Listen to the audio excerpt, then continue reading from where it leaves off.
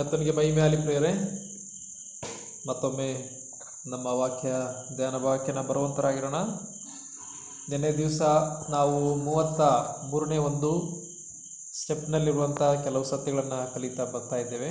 ಅದರಲ್ಲಿ ಆತನು 3ನೇ ಒಂದು ಗಲಿಲಿಯನ್ ಟೂರ್ ಅಥವಾ 3ನೇ ಒಂದು ಪ್ರಯಾಣ, ಅಂದರೆ ಸುವಾರ್ತೆಗಾಗಿ 3ನೇ ಪ್ರಯಾಣ ಮಾಡಲಿಕ್ಕೆ ಹೋಗೋದನ್ನು ನೋಡ್ತೇವೆ. ಅವನು ನಜರೇತಿನಿಂದ ಗಲಿಲಾಯದಲ್ಲಿರುವಂಥ ಸೀಮೆಯನ್ನು ಸುತ್ತಿ ಮತ್ತೆ ಸುವಾರ್ತೆ ಸಾರಲಿಕ್ಕೆ ಹೋಗುವುದನ್ನು ನಾವು ನೋಡುವಂಥರಾಗಿದ್ದೇವೆ. ಆ ಸಮಯದಲ್ಲಿ ಕರ್ತನು ನಾಶವಾಗ್ತಕ್ಕಂಥ ಆತ್ಮಗಳನ್ನು ನೋಡಿ ಆತನು ಕನಿಕರ ಪಟ್ಟನು. ಇವರು ಕುರುಬನಿಲ್ಲದ ಕುರಿಗಳ ಹಾಗೆ ತೊಳಲಿ ಬಳಲಿ ಹೋಗಿದ್ದಾರಲ್ಲ ಎಂಬುದಾಗಿ ಆತನು ಕನಿಕರ ಪಟ್ಟನು ಎಂಬುದಾಗಿ ನೋಡುತ್ತೇವೆ. ನಂತರ ಆ ಕನಿಕರವನ್ನು, ಆ ಭಾರವನ್ನು, ಆ ಒಂದು ಸಂಗತಿಯನ್ನು ತನ್ನ ಶಿಷ್ಯರೊಟ್ಟಿಗೆ ಹಂಚಿಕೊಂಡನು ಎಂಬುದಾಗಿ ನಾವು ನೋಡುವಂತರಾಗಿದ್ದೇವೆ. ಹಂಚಿಕೊಂಡು ನೀವು ಬೆಳೆಯು ಹೆಚ್ಚಾಗಿದೆ, ಕೆಲಸದವರು ಸ್ವಲ್ಪ ಇದ್ದಾರೆ, ಅದರಿಂದ ಬೆಳೆ ಯಜಮಾನನ ಕೇಳಿಕೊಳ್ಳ್ರಿ, ಬೆಳೆಗೆ ಕೆಲಸದವ್ರನ್ನ ಕಳಿಸುವಂತೆ ಎಂಬುದಾಗಿ ಬೇಡಿಕೊಳ್ಳ್ರಿ ಎಂಬುದಾಗಿ ಹೇಳೋದನ್ನು ನೋಡುವಂತರಾಗಿದ್ದೇವೆ. ಒಂದು, ನಮ್ಮ ಕರ್ತನು ತನ್ನ ಬರ್ಡನ್ನು ಹಂಚಿಕೊಂಡ್ರು, ಜೊತೆಯಲ್ಲಿ ಅವರು ಆ ಸೇವೆಯಲ್ಲಿ ಆಳುಗಳು ಹೆಚ್ಚಾಗಲಿಕ್ಕಾಗುತ್ತೆ ಪ್ರಾರ್ಥನೆ ಮಾಡಬೇಕೆಂಬುದಾಗಿ ಕರ್ತನು ಕೇಳಿಕೊಂಡದನ್ನು ಇಲ್ಲಿ ನಾವು ನೋಡುವಂತರಾಗಿದ್ದೇವೆ. ಓಕೆ, ನಂತರ ಅವರಿಗೆ ಈಗ ಅವರನ್ನು ಕಳಿಸೋದು ನೋಡುತ್ತೇವೆ. ಆ ಸೇವೆಗೋಸ್ಕರ ಕಳಿಸುವುದನ್ನು, ಇರುವಂಥ 12 ಮಂದಿ ಶಿಷ್ಯರನ್ನೇ ಸೇವೆಗೋಸ್ಕರ ಕಳಿಸುವುದನ್ನು ನಾವು ನೋಡುತ್ತೇವೆ. ಅವ್ರಿಗೆ ಅಧಿಕಾರದೊಡನೆ ಕಳಿಸುವಂತನಾಗಿದ್ದಾನೆ. ಕೆಲವು ಅಧಿಕಾರಗಳನ್ನು ಕೊಟ್ಟು ಅವರಿಗೆ ಕಳಿಸ್ತಾನೆ ಎಂಬುದಾಗಿ ನೋಡುವಂತರಾಗಿದ್ದೇವೆ. ಆ ದೆವ್ವಗಳನ್ನು ಬಿಡಿಸುವುದಕ್ಕೂ, ಎಲ್ಲ ಥರದ ರೋಗಗಳನ್ನು, ಎಲ್ಲ ಥರದ ಬೇರೆಗಳನ್ನು ವಾಸಿ ಮಾಡುವುದಕ್ಕೆ ಅವರಿಗೆ ಅಧಿಕಾರ ಕೊಟ್ಟನು ಎಂಬುದಾಗಿ ನೋಡುವಂತರಾಗಿದ್ದೇವೆ. ಓಕೆ, ಅಂದರೆ ಸುಮ್ಮನೆ ಅಲ್ಲ ಅವ್ರನ್ನ ಕಳಿಸ್ತದ್ದು, ಅಧಿಕಾರದಿಂದ ಕಳಿಸನು. ಒಂದು ದೇವರು ಕಳಿಸುವಾಗ ಅಧಿಕಾರದಿಂದ ಕಳಿಸುವಂಥವನಾಗಿದ್ದಾನೆ ಎಂಬ ಸತ್ಯವನ್ನು ನಾವು ಮರೆಯಬಾರದು. ಅದರಿಂದ ಇವರಿಗೆಲ್ಲ ಬಂದು ಸಾರ್ಲಿಕ್ಕೆ ಏನು ಅಧಿಕಾರ ಎಂಬುದಾಗಿ ಕೇಳುವಾಗ ಅದು ಕರ್ತನಿಂದ ಕೊಡಲ್ಪಟ್ಟಂಥ ಅಧಿಕಾರವಾಗಿದೆ. ಭೂಪರಲೋಕಗಳ ಒಡೆಯನು ಕೊಟ್ಟಂಥ ಅಧಿಕಾರವಾಗಿದೆ. ಇಡೀ ಲೋಕವನ್ನು ಸೃಷ್ಟಿ ಮಾಡಿದ ಸೃಷ್ಟಿಕರ್ತನ ಕೊಟ್ಟಿರುವಂಥ ಅಧಿಕಾರ. ಇವತ್ತೆಲ್ಲ ಕಡೆ ಅನೇಕ ಭಕ್ತರು ಸುವಾರ್ತೆ ಸಾರಲಿಕ್ಕೆ ಎಲ್ಲಿ ಬಂತು ಇವ್ರಿಗೆ ಅಧಿಕಾರ? ಇದು ಮನುಷ್ಯ ಕೊಟ್ಟ ಅಧಿಕಾರ ಅಲ್ಲ, ದೇವರು ಕೊಟ್ಟಂಥ ಅಧಿಕಾರವಾಗಿದೆ. ಅದರಿಂದ ದೇವರ ವಾಕ್ಯದಲ್ಲಿ ಹೀಗೆ ನೋಡ್ತೇವೆ. ಮತ್ತಾಯನ ಸುವಾರ್ತೆ ನೋಡುವಾಗ 28ನೇ ಅಧ್ಯಾಯ 18ನೇ ವಚನದಲ್ಲಿ ಯೇಸು ಕರ್ತನು ಹೀಗೆ ಹೇಳ್ತಾರೆ, ಪರಲೋಕದಲ್ಲಿಯೂ ಭೂಲೋಕದಲ್ಲಿಯೂ ಎಲ್ಲ ಅಧಿಕಾರವು ನನಗೆ ಕೊಡಲ್ಪಟ್ಟಿದೆ, ಆದುದರಿಂದ ನೀವು ಹೊರಟು ಹೋಗಿ ಎಂಬುದಾಗಿ ಹೇಳೋದನ್ನು ನೋಡುತ್ತೇವೆ. ಅಂದರೆ ಎಲ್ಲ ಅಧಿಕಾರ ನನಗಿದೆ, ಆ ಅಧಿಕಾರದಲ್ಲಿ ನಿಮ್ಮನ್ನು ನಾನು ಕಳಿಸಿಕೊಡ್ತಾ ಇದ್ದೇನೆ ಎಂಬುದಾಗಿ ಹೇಳುವಂಥ ಸಂಗತಿಯನ್ನು ನಾವು ನೋಡುವಂತರಾಗಿದೆ. ಇದರಿಂದ ಪ್ರಿಯರೇ, ದೇವರು ತನ್ನ ಸೇವಕರನ್ನು ಕಳಿಸಿಕೊಡುವಾಗ ಆತನು ಅಧಿಕಾರದಿಂದ ಕಳಿಸುವಂಥವನಾಗಿದ್ದಾನೆ ಎಂಬ ಸತ್ಯವನ್ನು ನಾವು ಮರೆಯಬಾರದು. ಓಕೆ, ಇದರಿಂದ ಇಲ್ಲಿ ನೋಡುವಾಗ ಅಧಿಕಾರ ಕೊಟ್ಟು ಅವರಿಗೆ ಕಳಿಸಿದನು. ಅಷ್ಟು ಮಾತ್ರ ಅಲ್ಲದೆ ಅವರಿಗೆ ಕಳಿಸುವಾಗ ಕೆಲವು ಗೈಡ್ ಮಾಡಿ ಕಳಿಸಿ ನೋಡ್ತೇವೆ. ಅವರಿಗೆ ಕೆಲವು ಒಂದು ಸೆರ್ಮನ್ ಕೊಟ್ಟು ಕಳಿಸ್ತದೆ. ಇದನ್ನು 6th ಸೆರ್ಮನ್ ಅಂತ ನಾನು ನೆನ್ನೆ ಹೇಳಿದೆ. ಅದರಲ್ಲಿ ಏನೆಲ್ಲ ಅವರಿಗೆ ಸೆರ್ಮನ್ ಕೊಟ್ಟನು ಎಂಬುದನ್ನು ನೋಡ್ತೇವೆ. ಎಲ್ಲಿಗೆ ಹೋಗ್ಬೇಕು ಅನ್ನೋದು ಮೊದಲನೇದಾಗಿ ಅವ್ರಿಗೆ ಕೊಟ್ಟಂಥ ವಿಷಯ, ಎಲ್ಲಿ ನಿಮ್ಮ ಸೇವಾ ಸ್ಥಳ ಯಾವುದು ಅಥವಾ ಯಾವ ಜನರ ಮಧ್ಯಕ್ಕೆ ನೀವು ಹೋಗ್ಬೇಕೆಂಬುದಾಗಿ ಹೇಳೋದನ್ನು ನೋಡ್ತೇವೆ. ಅಲ್ಲಿ ನೋಡುವಾಗ ಇಸ್ರಾಯೇಲ್ ಮನೆತನದವರ ಬಳಿಗೆ ನೀವು ಹೋಗಬೇಕು ಎಂಬುದಾಗಿ. ಅನ್ಯ ಜನರ ಬಳಿಗೆ ಹೋಗಬೇಡ್ರಿ, ಸಮಾರ್ಯದ ಊರುಗಳಿಗೆ ಹೋಗಬೇಡಿ, ಇಸ್ರಾಯೇಲ್ ಮನೆತನದವರ ಬಳಿಗೆ ಹೋಗಿರಿ.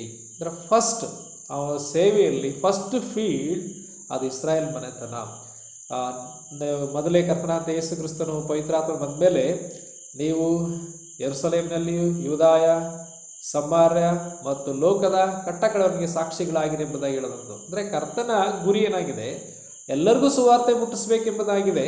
ಎಲ್ಲರೂ ತಿಳ್ಕೊಳ್ಬೇಕಂದ್ರೆ ಅದು ಫಸ್ಟ್ ಈಗ ಎಲ್ಲಿಗೋಗಿ ಇಸ್ರಾಯೇಲ್ ಮನೆತನದವರ ಬಳಿಗೆ ಹೋಗಿರಿ. ಅದರ ಅರ್ಥ ಬೇರೆಯವನ್ನೆಲ್ಲ ಬಿಟ್ಬಿಟ್ರಿ ಎಂಬುದು ಅರ್ಥ ಅಲ್ಲ ಅದು.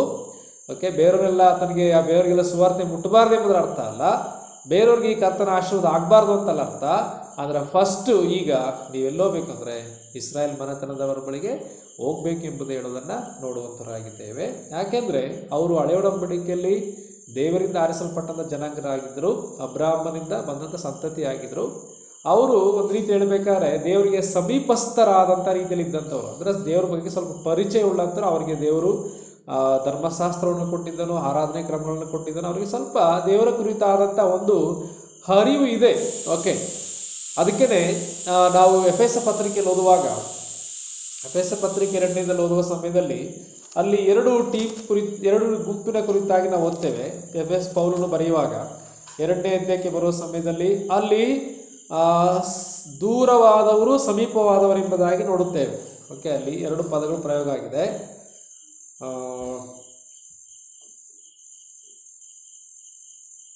17ನೇ ವಚನ, 2ನೇ ವಚನ.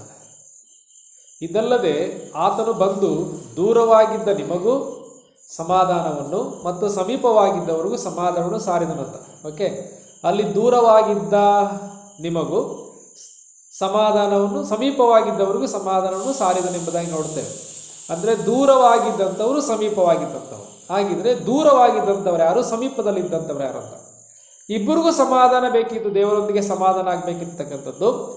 ಇಬ್ಬರಿಗೂ ಸಮಾಧಾನದ ವಾರ್ತೆ ಸಾರಲ್ಪಟ್ಟಿತ್ತು. ಅಲ್ಲಿ ದೂರವಾಗಿದ್ದಂಥವ್ರು ಯಾರು, ಪೌಲನಿಗೆ ಹೇಳ್ತಾರೆ ದೂರವಾಗಿದ್ದ ನಿಮಗೂ ಎಂಬುದಾಗಿ ಹೇಳುವಾಗ ಎಫೆಸ ಸಭೆಯವರಿಗೆ ಬರೀತಾ ಇರೋದು ಪತ್ರಿಕೆ. ಎಫೆಸ ಸಭೆಯಲ್ಲಿದ್ದಂಥ ವಿಶ್ವಾಸಿಗಳೆಲ್ಲರೂ ಸಹ ಅನ್ಯರಿಂದ ಕರ್ತನನ್ನು ಕಂಡುಕೊಂಡು ಬಂದಂಥವರಾಗಿದ್ದರು. ಹೆಚ್ಚಿನ ಪಾಲು ಎಫೆಸಲ್ಲಿದ್ದಂಥವರು ಅನ್ಯರಿಂದ ಕರ್ತನನ್ನು ಕಂಡುಕೊಂಡು ಬಂದಂಥ ಒಂದು ವಿಶ್ವಾಸಿಗಳ ಗುಂಪಾಗಿತ್ತು ಎಫೆಸ ಸಭೆ. ಓಕೆ, ಅದರಿಂದ ದೂರವಾಗಿದ್ದ ನಿಮಗೂ ಎಂಬುದಾಗಿ ಹೇಳುವಾಗ ಅನ್ಯ ಜನರ ಕುರಿತಾಗಿ ಹೇಳುವುದು ದೂರವಾಗಿದ್ದವರಂತ.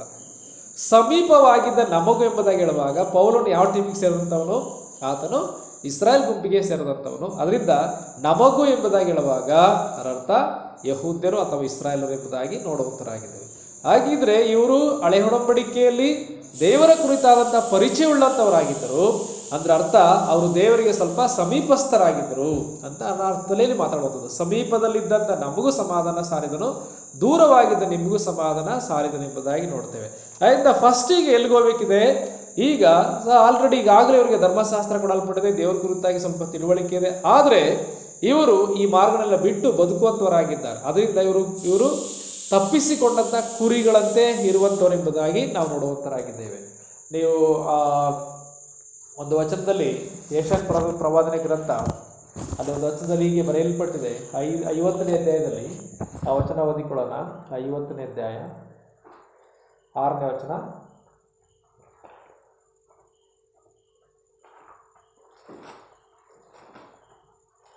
50ನೇ ಅಧ್ಯಾಯ 6ನೇ ವಚನದಲ್ಲಿ, ಒಡೆಯುವವನಿಗೆ ಬೆನ್ನು ಕೊಟ್ಟು ಕೂದಲು ಕೀಳುವವರಿಗೆ ಗಡ್ಡವನ್ನು ಹೊಟ್ಟಿದೆನು, ಉಗುಳಿಸಿಕೊಳ್ಳುವ ಅವಮಾನಕ್ಕೆ ನನ್ನ ಮುಖವನ್ನು ಮರೆ ಮಾಡಲಿಲ್ಲ.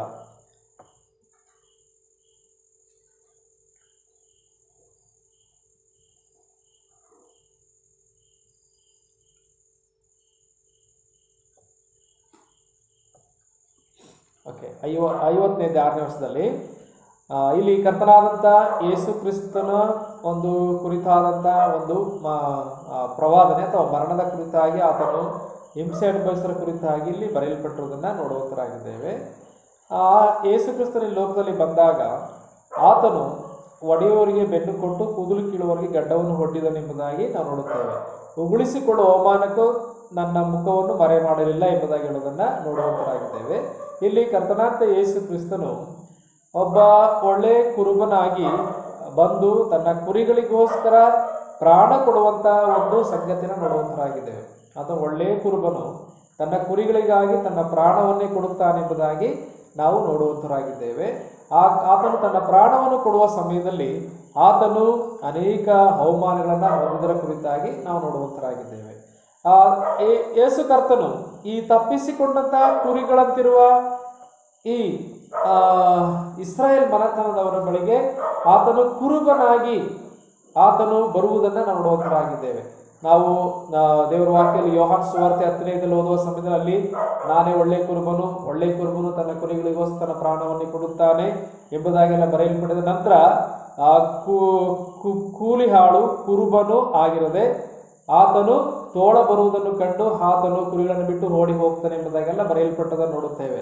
ಅಂದರೆ ಅನೇಕ ಕೂಲಿ ಹಾಳುಗಳು ಬಂದರು ಇಸ್ರಾಯೇಲರ ಮೇಲೆ, ಆದರೆ ಅವರು ಯಾರೂ ಸಹ ಕುರಿಗಳನ್ನು ಸರಿಯಾಗಿ ಕಾಯಲಿಲ್ಲ ಅಲ್ವೇ. ಈ ಅರಸರು ಬಂದರು, ಅವ್ರಿಗೆ ಅನೇಕ ನಾಯಕರುಗಳು ಬಂದರು, ಆದರೆ ಅವ್ರನ್ನ ಸರಿಯಾಗಿ ಕಾಯಲಿಲ್ಲ ಎಂಬುದಾಗಿ ನಾವು ನೋಡುವಂತರಾಗಿದ್ದೇವೆ. ಅವರು ಸರಿಯಾಗಿ ಕಾಯದ ಕಾರಣ, ಅವರು ಈ ಕುರಿಗಳನ್ನು ಮೇಯಿಸದ ಕಾರಣ ಅಥವಾ ತಮ್ಮ ನಾಯಕತ್ವನ ಸರಿಯಾಗಿ ನಿಭಾಯಿಸಿ ಈ ಕುರಿಗಳನ್ನು ಪೋಷಣೆ ಮಾಡಿ ಪಾಲನೆ ಮಾಡದ ಕಾರಣ ಈ ಕುರಿಗಳೇನಾದವು ತಪ್ಪಿಸಿಕೊಂಡಂಥ ಕುರಿಗಳಾದವು ಎಂಬುದಾಗಿ ನೋಡುವಂತರಾಗಿದ್ದೇವೆ. ದಾರಿ ತಪ್ಪಿದಂಥ ಕುರಿಗಳಾದವು. ನಾವು ನೋಡುವಾಗ ಇಸ್ರಾಯೇಲ್ ಅರಸರ ಕುರಿತಾಗಿ ಓದುವ ಸಮಯದಲ್ಲಿ ನಮಗೆಲ್ಲರಿಗೂ ಸಹ ಗೊತ್ತಿದೆ, ಇಸ್ರಾಯೇಲ್ ಅರಸರುಗಳು ಇವ್ರನ್ನ ಒಂದು ರೀತಿ ಕುರುಬರಂತೆ ದೇವರು ನೇಮಕ ಮಾಡ್ತಾ ಇರೋದು. ಆದ್ರೆ ಅವರೇನು ಮಾಡ್ತಾರೆ, ಅವರೇ ದಾರಿ ತಪ್ಪಿ ಹೋಗ್ತಾ ಇದ್ರು. ನಂತರ ಈ ಕುರಿಗಳೆಲ್ಲ ದಾರಿ ತಪ್ಪಿ ಹೋಗ್ತಾ ಇತ್ತು ಎಂಬುದನ್ನು ನೋಡುವಂತರಾಗಿದ್ದೇವೆ. ಅನೇಕ ಅರಸರುಗಳ ಕುರಿತಾಗಿ ಓದುವ ಸಮಯದಲ್ಲಿ ಯೆರೊಬ್ಬಾಮನ ಅರಸನಾಗಿ ಬಂದನು. ಅವನು ಇಸ್ರಾಯೇಲ್ 10 ಕುಲವನ್ನು ದಾರಿ ತಪ್ಪಿಸಿದನು. ನಿಮ್ಮೆಲ್ಲರಿಗೂ ಸಹ ಗೊತ್ತಿದೆ, ಅವರು ದೇವರ ಮಾರ್ಗವನ್ನು ಬಿಟ್ಟು ದಾರಿ ತಪ್ಪಿ ಹೋದರು. ಅಹಾಬ ಅಂತಕ್ಕಂಥ ಅರಸ ಬರ್ತಾನೆ, ಅವನು ಸಹ ಇಸ್ರಾಯೇಲನ್ನ ದಾರಿ ತಪ್ಪಿಸಿದಂಥ ವ್ಯಕ್ತಿ. ಮತ್ತೆ ಹಾಸನು ಬರ್ತಾನೆ, ಇಲ್ಲ ಮನಸ್ಸೆ ಬರ್ತಾನೆ. ಹಾಸನು ಅವನು ಒಬ್ಬ ಒಳ್ಳೆ ದೇವಚಿತ್ತಾನುಸಾರವಾಗಿ ಬದುಕಂತ ಒಬ್ಬ ಅರಸನಾಗಿದ್ದಾನೆ. ಅದರ ಮನಸ್ಸೆ ಕಂಪ್ಲೀಟ್ ಇಡೀ ದೇವಾಲಯವನ್ನು ಹೊಲಸು ಮಾಡ್ತಕ್ಕಂಥ ಒಬ್ಬ ಅರಸನಾಗಿ ಬರುತ್ತಾನೆ. ನಾವು ಸಾಕಷ್ಟು ಅರಸಗಳ ಕುರಿತಾಗಿ ಓದುವಾಗ ಇವರೆಲ್ಲರೂ ಸಹ ಇಸ್ರಾಯೇಲರನ್ನ ದಾರಿ ತಪ್ಪಿಸುವಂತವರಾಗಿರೋದ್ರಿಂದ ತಪ್ಪಿಸಿಕೊಂಡಂತ ಕುರಿಗಳಂತೆ ಈಗಿದ್ದಾರೆ ಇವರು. ಈಗ ಇವ್ರ ಬಳಿಗೆ ಮೊದಲನೇದಾಗಿ ಕರ್ತನು ಈ ಸೇವಕರುಗಳನ್ನ ಅಥವಾ ಅಪೊಸ್ತಲರನ್ನ, ಶಿಷ್ಯರನ್ನ ಕಳಿಸುವುದನ್ನ ನೋಡುವಂತರಾಗಿದೆ. ಮೊದಲನೇದು, ಅವ್ರನ್ನ ಕಳಿಸುವಾಗ ಎಲ್ಲಿಗೆ ಹೋಗ್ಬೇಕು ಅಂತ ಹೇಳ್ತಾ ಇದ್ದಾರೆ, ಇಸ್ರಾಯೇಲ್ ಮನೆತನ. ಎಂತ ಮನೆತನ ಅದು? ತಪ್ಪಿಸಿಕೊಂಡ ಕುರಿಗಳಂತಿರುವ ಇಸ್ರಾಯೇಲ್ ಮನೆತನದವರ ಬಳಿಗೆ ಹೋಗಿರಿ ಎಂಬುದಾಗಿ ಹೇಳೋದನ್ನ ನೋಡುವಂತರಾಗಿದ್ದೇವೆ. ಎರಡನೇದಾಗಿ ಅವ್ರಿಗೆ ಕೊಡುವಂತ ಒಂದು ಹೋಗುವಾಗ ಸಲಹೆ ಕೊಡುವಂಥ, ಟೀಚಿಂಗ್ ಕೊಡುವಂಥದ್ದು ಏನಂತಂದ್ರೆ, ಅದರಲ್ಲಿ ಅವರ ಒಂದು ಸೇವೆ ಏನಿರ್ಬೇಕಂತ. ಒಂದು ಪ್ರೀಚಿಂಗ್ ಮಾಡುವಂಥದ್ದು, ಅಂದರೆ ದೇವರ ಕಡೆಗೆ, ದೇವರ ರಾಜ್ಯ ಸಮೀಪವಾಯಿತು, ದೇವರ ಕಡೆಗೆ ತಿರುಗಿಕೊಳ್ಳಿರಿ ಎಂಬುದಾಗಿ ಸಾರುವಂಥದ್ದು. ಅದು ಬಹಳ ಪ್ರಾಮುಖ್ಯವಾದ ಒಂದು ವಿಷಯವಾಗಿತ್ತು. ನಂತರ ಅದರ ಜೊತೆಯಲ್ಲಿ ಅವರು ರೋಗಿಗಳನ್ನು ಸ್ವಸ್ಥ ಮಾಡುವಂಥದ್ದು, ಸತ್ತವರನ್ನು ಬದುಕಿಸುವಂಥದ್ದು, ಕುಷ್ಠರೋಗಿಗಳನ್ನು ಶುದ್ಧ ಮಾಡುವಂಥದ್ದು ಮತ್ತು ದೆವ್ವಗಳನ್ನು ಬಿಡಿಸುವಂಥದ್ದು. ಈ ಸೇವೆ ಅವರಿಗೆ ಅಲ್ಲಿ ಕೊಡಲ್ಪಟ್ಟಿತ್ತು ಎಂಬುದಾಗಿ ನೋಡ್ತೇವೆ. ಹೀಗೆ ಮಾಡ್ರಿ ಎಂಬುದಾಗಿ ಯೇಸು ಕರ್ತನು ಹೇಳಿ ಕಳಿಸುವುದನ್ನು ನೋಡುವಂತರಾಗಿದ್ದೇವೆ. ಮೂರನೇದಾಗಿ, ಅವರು ಯಾವುದೇ ರೀತಿಯಾದಂಥ ಇದಕ್ಕಾಗಿ ಏನು ಚಾರ್ಜ್ ಮಾಡುವಂಗಿಲ್ಲ. ಈ ಸೇವೆಗೆ, ಈ ರೀತಿಯಾದಂಥ ಕಾರ್ಯ ಮಾಡಲಿಕ್ಕೆ ಯಾವುದೇ ರೀತಿಯಾದಂಥ ಚಾರ್ಜ್ ಮಾಡುವಾಗಿಲ್ಲ. They were to do all this without pay. Okay, ಅಂದರೆ ಯಾವುದೇ ರೀತಿಯ ಒಂದು ಲಾಭಕ್ಕಾಗಲಿ ಅಥವಾ ಯಾವುದೇ ರೀತಿಯ ಸಂಪಾದನೆಗೋಸ್ಕರ ಈ ಕೆಲಸಗಳನ್ನು ಅವರು ಮಾಡುವಾಗಿಲ್ಲ. ಯಾಕೆಂದರೆ ಅಲ್ಲಿ ದೇವರ ವಾಕ್ಯ ಬರೆಯಲ್ಪಟ್ಟಿದೆ, ಉಚಿತವಾಗಿ ಹೊಂದಿದಿರಿ, ಉಚಿತವಾಗಿ ಕೊಡಿರಿ. ಅಂದರೆ ನಿಮಗೆ ಸಿಕ್ಕಿರುವಂಥದ್ದು, ಇದು ನೀವು ಸಂಪಾದನೆ ಮಾಡ್ಕೊಂಡದ್ದಲ್ಲ ಅಥವಾ ನೀವೇನೋ ಕಷ್ಟಪಟ್ಟು ಪಡೆದಲ್ಲ. ಇದು ನಿಮ್ಮನ್ನು ನಾನು ಆರಿಸಿಕೊಂಡು ಈ ಅಧಿಕಾರ ಕೊಟ್ಟಿದ್ದೇನೆ ಅಷ್ಟೇ. ಇದು ಉಚಿತವಾಗಿ ನಿಮಗೆ ಸಿಕ್ಕಿರುವಂಥದ್ದು. ಅದರಿಂದ ಉಚಿತವಾಗಿ ಕೊಡಿರಿ ಎಂಬುದಾಗಿ ಹೇಳೋದನ್ನು ನೋಡುವಂತರಾಗಿದೆ. ಈ ಕ್ರೈಸ್ತ ಸೇವೆ ಅಂತಕ್ಕಂಥದ್ದು ಉಚಿತವಾದಂಥ ಒಂದು ಸೇವೆ ಆಗಿದೆ ಎಂಬುದನ್ನು ನಾವು ತಿಳಿದುಕೊಳ್ಳಬೇಕು. ದೇವರ ಸೇವೆ ಅಥವಾ ಸುವಾರ್ಥ ಸೇವೆ ಇರ್ತಕ್ಕಂಥದ್ದು ಇದು ಉಚಿತವಾಗಿ ಮಾಡುವಂಥ ಸೇವೆ ಆಗಿದೆ. ಇದರ ಹಿಂದೆ ಯಾವುದೇ ರೀತಿಯಾದ ದುರುದ್ದೇಶಗಳು ಇರಬಾರದು, ಲಾಭದಾಯಕವಾದಂಥ ಒಂದು ನಿರೀಕ್ಷೆಗಳು ಇರಬಾರದು. ಓಕೆ, ಇದು ಲಾಭಕ್ಕೋಸ್ಕರ ಮಾಡುವಂಥಲ್ಲ, ಇದು ತ್ಯಾಗ ಮಾಡುವಂಥದ್ದು. ಪೌಲನಿಗೆ ಹೇಳುತ್ತಾನೆ, ನನ್ನನ್ನು ವೆಚ್ಚ ಮಾಡಿಕೊಡುತ್ತೇನೆ, ನನಗಿರುವುದರಲ್ಲೇ ವೆಚ್ಚ ಮಾಡುತ್ತೇನೆ, ನನ್ನನ್ನೇ ವೆಚ್ಚ ಮಾಡಿಕೊಡುತ್ತೇನೆ ಎಂಬುದಾಗಿ ಹೇಳುವುದನ್ನು ನೋಡುವಂತರಾಗಿದ್ದೇವೆ. ನನಗಿರುವುದರಲ್ಲೇ ವೆಚ್ಚ ಮಾಡುತ್ತೇನೆ ಮತ್ತು ನನ್ನನ್ನೇ ವೆಚ್ಚ ಮಾಡಿಕೊಳ್ಳುತ್ತೇನೆ ಎಂಬುದಾಗಿ. ಅದರಿಂದ ಆ ರೀತಿ ಸೇವೆ ಎಂಬುದಾಗಿ ಹೇಳುವಾಗ ಆ ರೀತಿಯಾದಂಥ ಒಂದು ರೀತಿಯಲ್ಲಿ ಹೋಗುವಂಥದ್ದಾಗಿದೆ. ಇದರಲ್ಲಿ ಯಾವುದೇ ರೀತಿಯಾದಂಥ ಒಂದು ಸಂಪಾದನೆಗಾಗಿ ಅಥವಾ ಲಾಭಕ್ಕಾಗಿ ಮಾಡುವಂಥದ್ದಲ್ಲ ಎಂಬುದನ್ನು ನಾವು ನೋಡುವಂಥದ್ದಾಗಿದೆ. ಉಚಿತವಾಗಿ ಹೊಂದಿದ್ರಿ, ಉಚಿತವಾಗಿ ಕೊಡಿರಿ ಎಂಬುದಾಗಿ ಹೇಳೋದನ್ನು ನೋಡ್ತೇವೆ. ಹಾಗಿದ್ರೆ ಇವರ ಜೀವನ ಹೇಗೆ ಮಾಡಬೇಕು? ಇದು ಸಹ ಒಂದು ಪ್ರಶ್ನೆ ಅಲ್ವೇ? ಈಗ ಅವರು ಸೇವೆಗೆ ಕರೆಯಲ್ಪಟ್ಟರು. ಈಗ ಶಿಷ್ಯರು ಈಗ ಮೀನು ಹಿಡಿತಾ ಇದ್ರು, ಆವಾಗ ಜೀವನ ಮಾಡ್ತಾಯಿದ್ರು. ಮೀನು ಹಿಡ್ಕೊಂಡು ಮಾರಾಟ ಮಾಡಿ ಜೀವನ ಮಾಡ್ತಾಯಿದ್ರು. ಪೇತ್ರ, ಯೋಹಾನ, ಯಾಕೋಬ ಇವರೆಲ್ಲರೂ ಸಹ. ನಂತರ ಮತ್ತಾಯನು ಸಹ ಅವನು ಕೆಲಸ ಮಾಡ್ತಾಯಿದ್ದು, ಸುಂಕದ ಗುತ್ತಿಗೆದಾರನಾಗಿದ್ದನು. ಅವನನ್ನು ಸಹ ಸುಂಕ ಕಲೆಕ್ಟ್ ಮಾಡ್ತಕ್ಕಂಥ ವ್ಯಕ್ತಿಯನ್ನು, ಉದ್ಯೋಗದಲ್ಲಿದ್ದಂಥ ವ್ಯಕ್ತಿಯನ್ನು ಏನು ಮಾಡಿ ಯೇಸು ಕರ್ತನು ಕರೆದ್ರು, ಯೇಸುವನ್ನು ಹಿಂಬಾಲಿಸಿದರು. ಈಗ ಇವ್ರ ಜೀವನ ಹೇಗೆ? ಇದು ಸಹ ಯೋಚನೆ ಮಾಡಬೇಕಲ್ವ? ಇವರು ಯಾವಾಗಲೂ ಸಹ ತಮ್ಮ ಅಗತ್ಯತೆಗಳಿಗೋಸ್ಕರ ಕರ್ತನನ್ನೇ ದೃಷ್ಟಿಸುವಂಥವರಾಗಿರಬೇಕು.